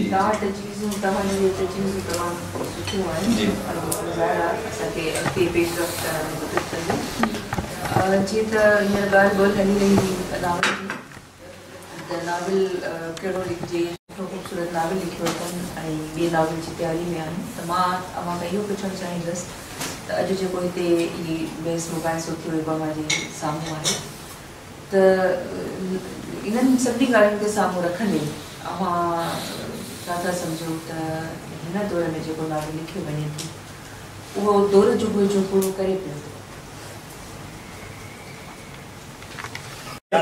हैप्पी एंड था क्यों इन ॻाल्हि खे हिन तरीक़े सां बि ॻाल्हि करे सघूं था त हिकिड़ो जेको सुठो नाविल आहे उहो उन जूं डिमांड्स कहिड़ियूं आहिनि पोइ उन ते असां सभु आज़ादु आहियूं त चेक कयूं त असां उन ते फिटन थियूं था या नथा थियूं। हाणे हीअ जेके चेकलिस्ट हुई अहिड़ियूं स्टार्टअप 5-6 डायरीज़ मूं ठाहियूं पर अॼु मूंखे लधी हिकिड़ी तंहिंजे करे मां हिकिड़ी खणी आहियां तंहिंजे बार बार मूं तव्हां खां पुछियो पिए त ॻाल्हि ॿोली छा थी करणी आहे त इन एंगल खां जेकॾहिं मां ॾिसां त जॾहिं मूं नाविल लिखियो पिए त मूं ऐं ॿी ॻाल्हि लेट मी कन्फेस त मां सिंधी ॾाढी माना छा चऊं नाविल्स घटि पढ़िया आहिनि उहे मूं पढ़णु शुरू कया जॾहिं मूं पाण लिखणु शुरू कयो उन खां अॻु में मां अंग्रेज़ी ज़बान में पढ़ंदो हुयुसि ऐं उन जी वरी प्रॉब्लम इहो त मां लिटरेचर इन जो न मां कंप्यूटर टेक्नोलॉजी मुंहिंजो डिसिप्लिन आहे इन जे करे हेॾा मुंहिंजो लेट बि सोशल साइंसिस में लेटली आयुसि पर ॾाढी देरि सां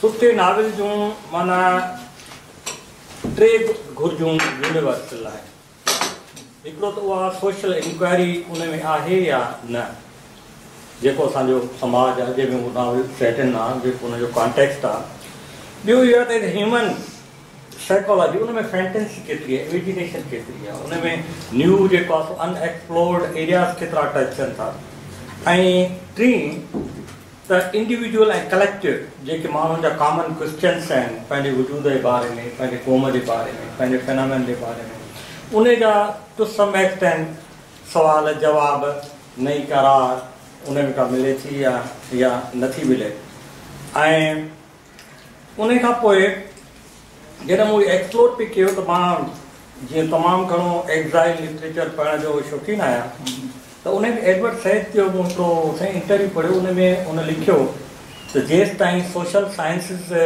एंथ्रोपोलॉजी हिस्ट्री ऐं ॿियूं जेके डिसिप्लिन्स आहिनि जेकॾहिं उहे डॉक्यूमेंट ख़ासि तरह ऑटोबायोग्राफी न थींदियूं त सुठा नाविल न लिखी सघंदा हुन खां कंहिं सुवालु पुछियो त अरेबिक में सुठा अरबी ॿोलीअ में सुठा नाविल छो कोन उनजो वॾो सबबु इहो ई आहे त असां वटि सोशल साइंस ते एंथ्रोपोलॉजी हिस्ट्री या सोशल साइंस जा ॿिया जेके अलाइड डिसिप्लिन्स आहिनि उन ते कमु ई कोन्हे थियो छो त राइटर खे पंहिंजी ऑब्ज़र्वेशन सां गॾोगॾु सेकेंडरी ऑब्ज़र्वेशन्स जेका ॿियनि माण्हुनि खे उहा त खपे जेसि ताईं उहे शयूं न थींदियूं तेसि ताईं इहो कमु न थी सघंदो ऐं ॿी ॻाल्हि चई जेका असां वटि आहे जीअं अरेबिक लैंग्वेज जो डिसएडवांटेज जो आहे त इहा ॿोली एडजेक्टिव ॿोली आहे रुॻी सिफ़तूं आहिनि नाविल में सिफ़तूं न खपनि नाविल में नाउन खपनि ऐं वर्ब खपनि ऐं इहो असांजो मसइलो आहे हर माण्हू कोशिशि थो करे त पोइटिक एक्सप्रेशन थिए ऐं उन जे करे नाविल में मूवमेंट कोन थींदी इहो वॾो माना सिंधी नाविल जो हिकिड़ो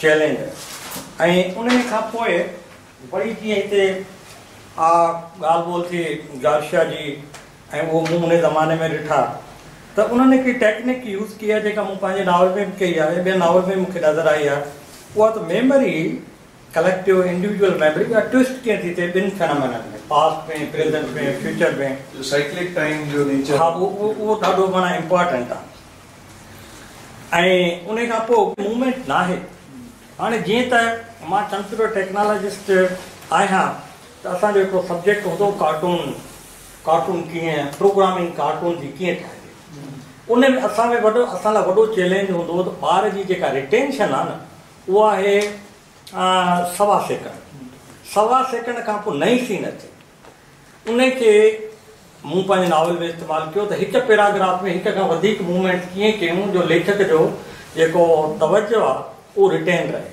त इहा हिन में बि ॻाल्हि लिखियलु आहे उन खां पोइ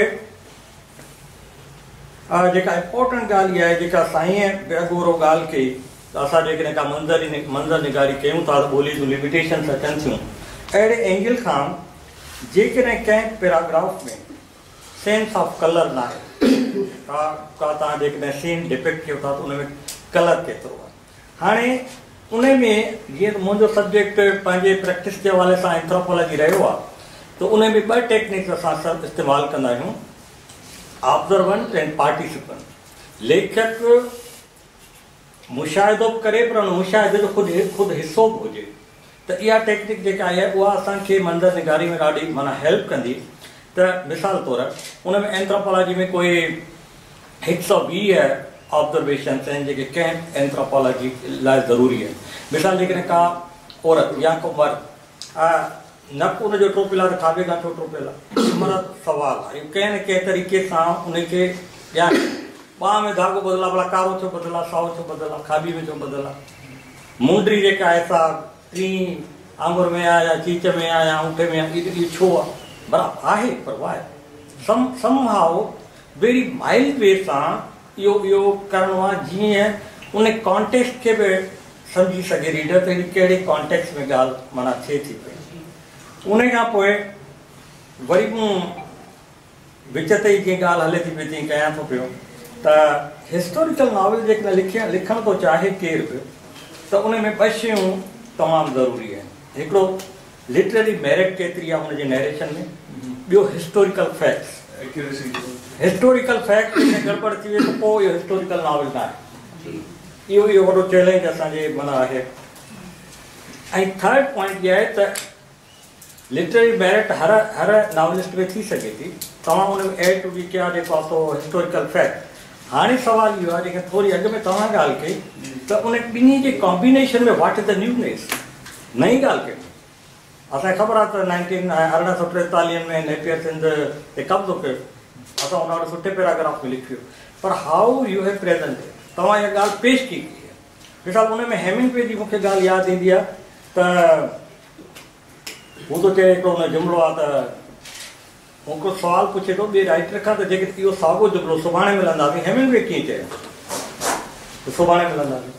हू चयां त जेकॾहिं सिज उभरियो त पोइ मुलाक़ात थी सघे थी। अहिड़े लिहाज़ सां साॻी ॻाल्हि तव्हां न्यूनेस सां कीअं करे सघो था, उहा पैराग्राफ में कयो, उहा सॼी नॉवल में कयो, उहा तव्हां हिकिड़े सेंटेंस में कयो। इहो मस्ट आहे हिस्टोरिकल राइट में, छो त फैक्ट सभिनी ख़बर आहे जिन सोशल साइंस बि पढ़ियूं आहिनि। इहा ख़ासि ॻाल्हि जेका मूं नोट कई। हाणे तव्हां मूंखे टाइम केतिरो आहे, मूं त फुल थियल आहे।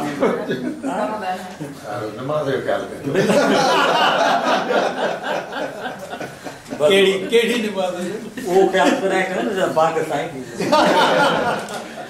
ठीकु आहे। मां बसि हाणे ब्रीफ थो कयां।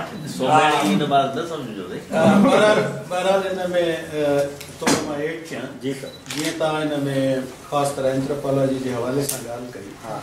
इश्तियाक अहमद साहिब जो नॉवल शायदि तव्हांजी नज़र खां न गुज़रे। हुन में जेका तव्हां चयो आहे न त एॾी ऑब्ज़र्वेशन थियल आहे जीअं साईं महदूद नमूने ज़िक्र कयो। ऐं ॿिन्ही तरह ते हिकिड़ो ऑब्ज़र्वेंट आहे पर हीउ पाण हुन सां रहियो आहे। पोइ हिन जो हुते नालो ई पइजी वियो त ओड साहिबु आयो साईं वेंदो हो न ओडनि ते, पोइ गाॾीअ ते वेंदो, इहो हुनजी मिलियली हूंदी आहे वागडा जी, ओड साहिबु आयो साईं। हुनजी वरी मुहूरत ओडनि कराई लाड़काणे में, सॼी सिंध जा ओड आया, सॼी सिंध जा ओड आया। हुननि माना हुनखे पाण ओन कयो ऐं हुन एसोसिएशन हुनखे मञियो त हीअ असांजी हिनजो तमामु सुहिणे नमूने उपटार कयल आहे। सही सही। उहा ॿी ॻाल्हि आहे त पहिरें पवनि पिया सभई अख़लाक खे, चवनि पिया साईं वॾो सुहिणो नॉवल इश्तियाक अहमद कुंड बीठो हुजे, उहो जेके हिनखे पहिरें पवनि साईं वाह जो नॉवल, अड़े बसि छा कयूं साईं, ड्यूटी आहे।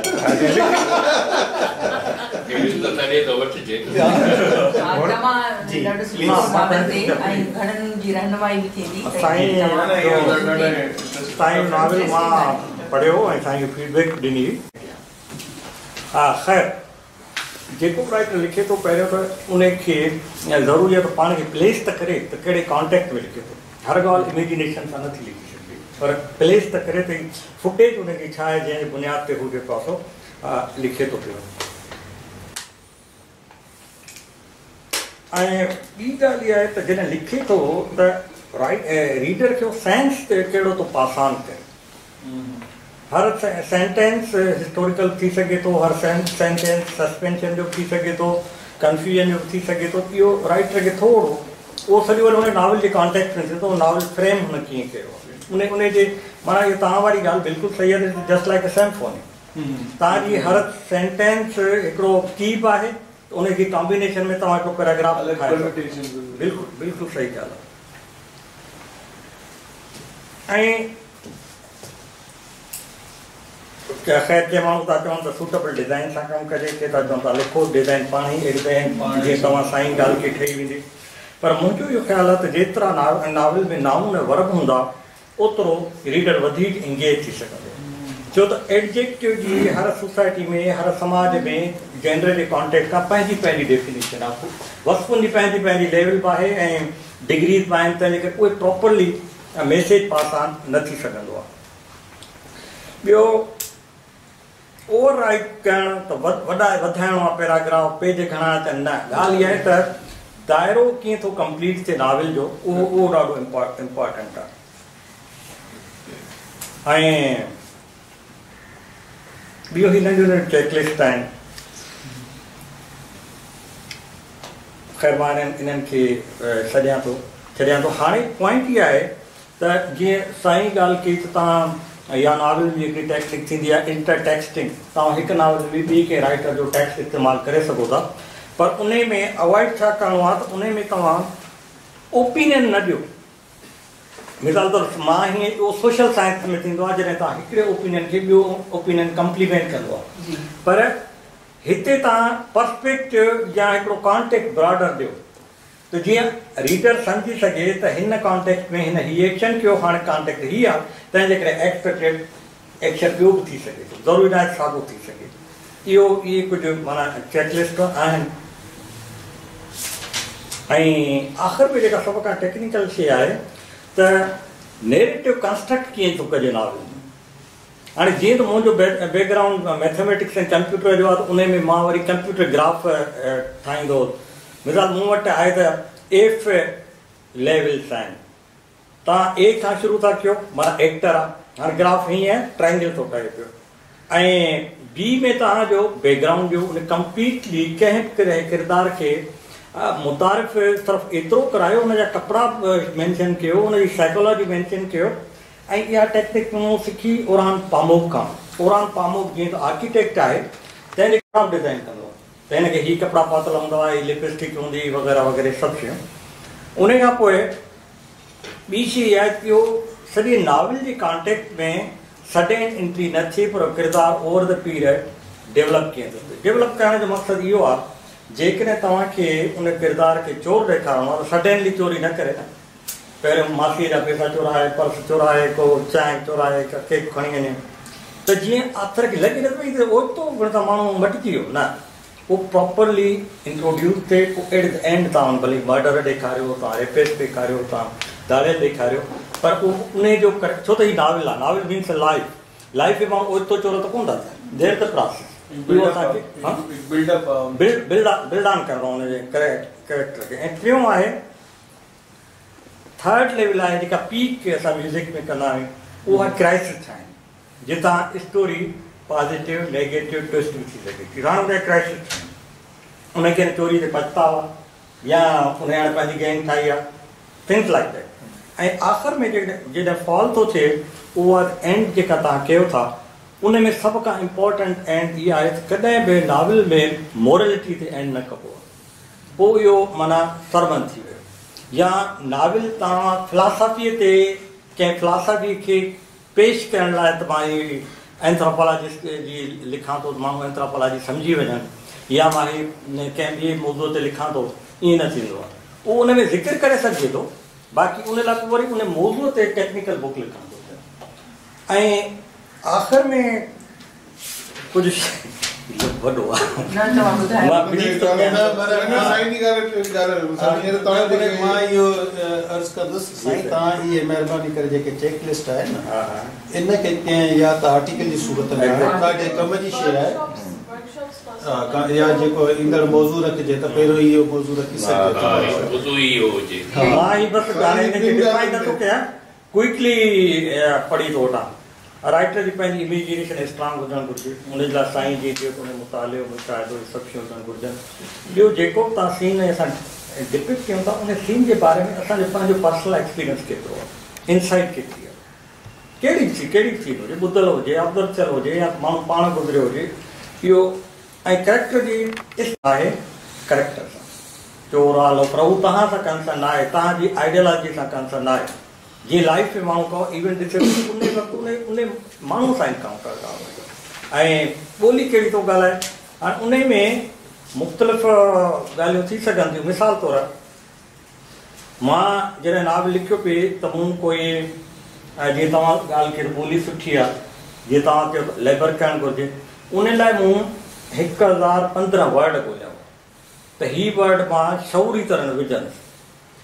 उन में वर्ड या त उहे वर्ड हुजनि जेके मानाऊं जंहिंजूं यूनिवर्सल इस्तेमालु थी सघनि ऐं 3 वर्ड लेटर्स खां मथे न हुजनि।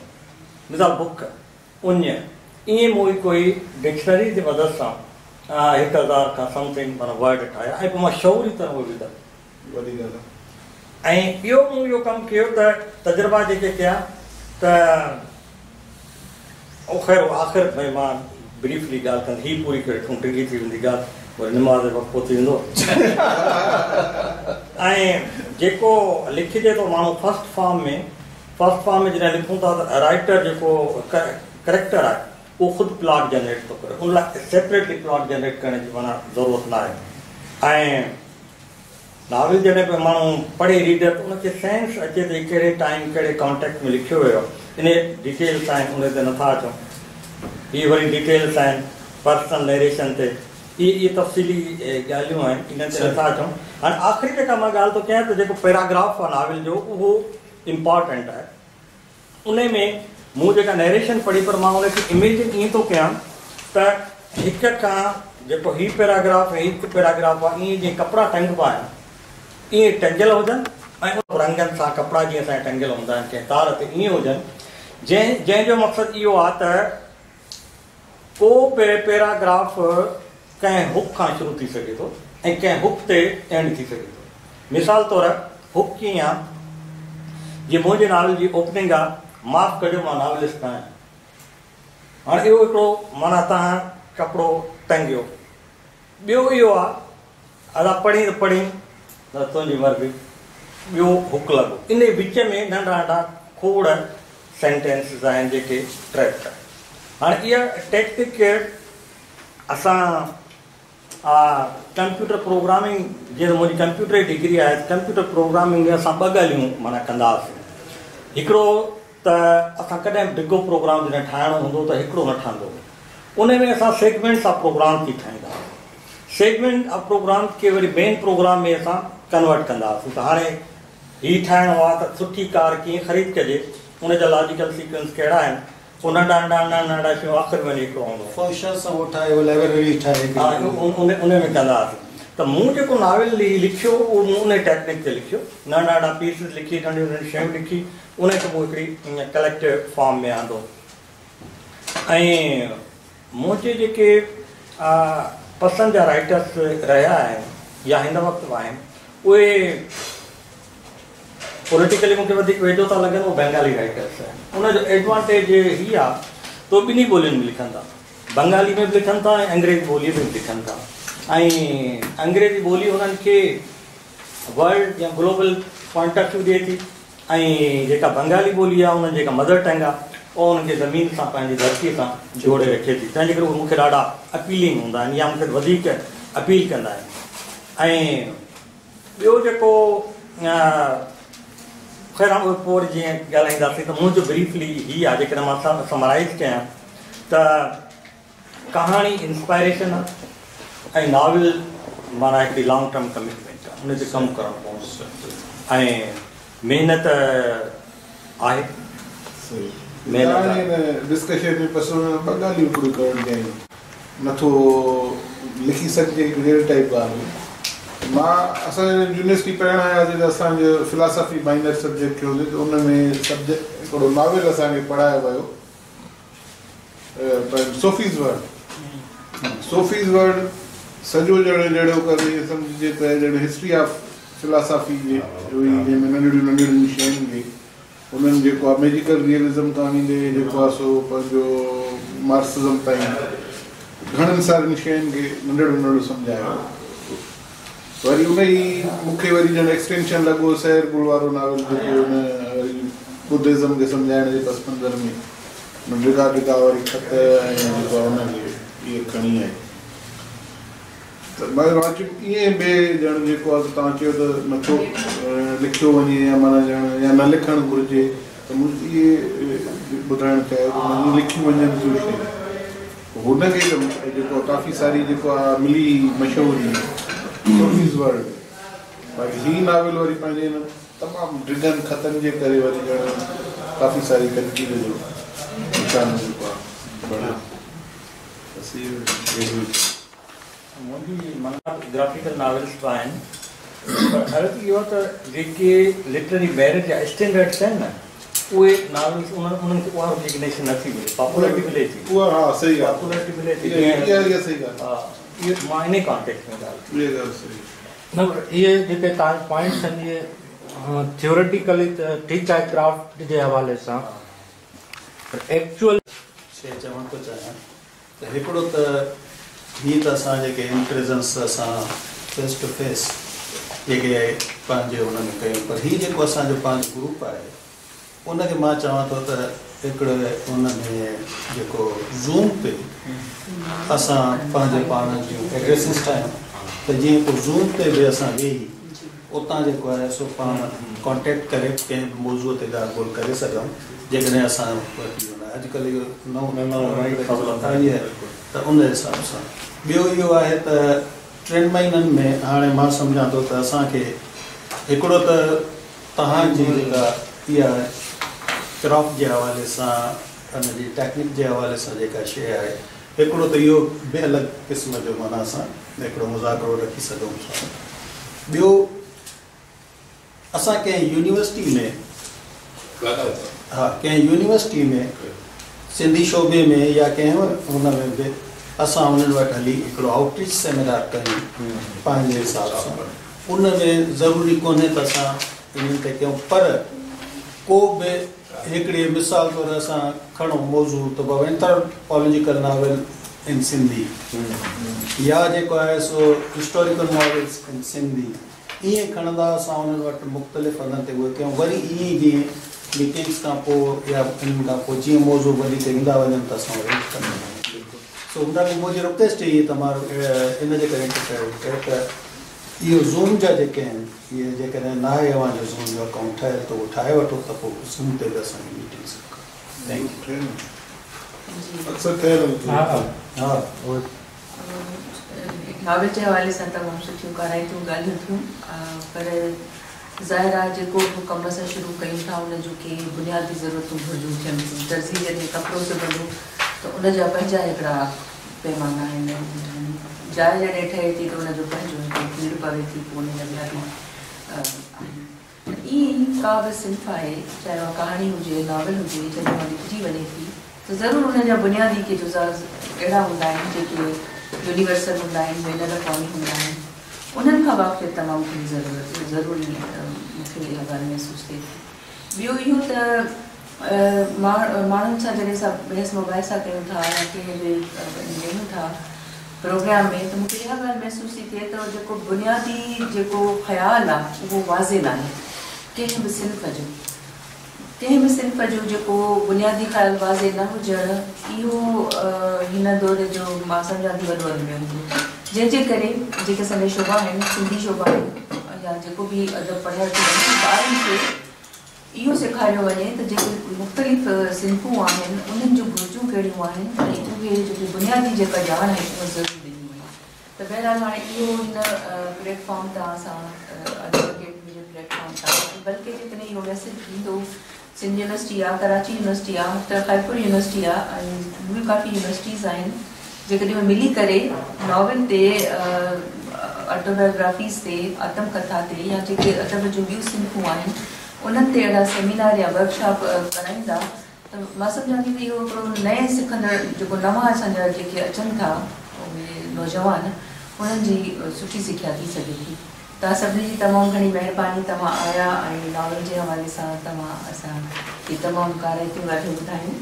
ऐं इनशाला असां ॿिए दफ़े वरी गॾु थींदासीं ऐं ज़रूरु का अहिड़ी हिकमत अमली जोड़ींदासीं जंहिंमें नॉवेल जे हवाले सां जेके बि ॻाल्हियूं असांजी ज़िंदगी में आहिनि उन्हनि ते असां अमली तौर ते अमल कंदासीं। तव्हां सभिनी खे तमामु थैंक यू।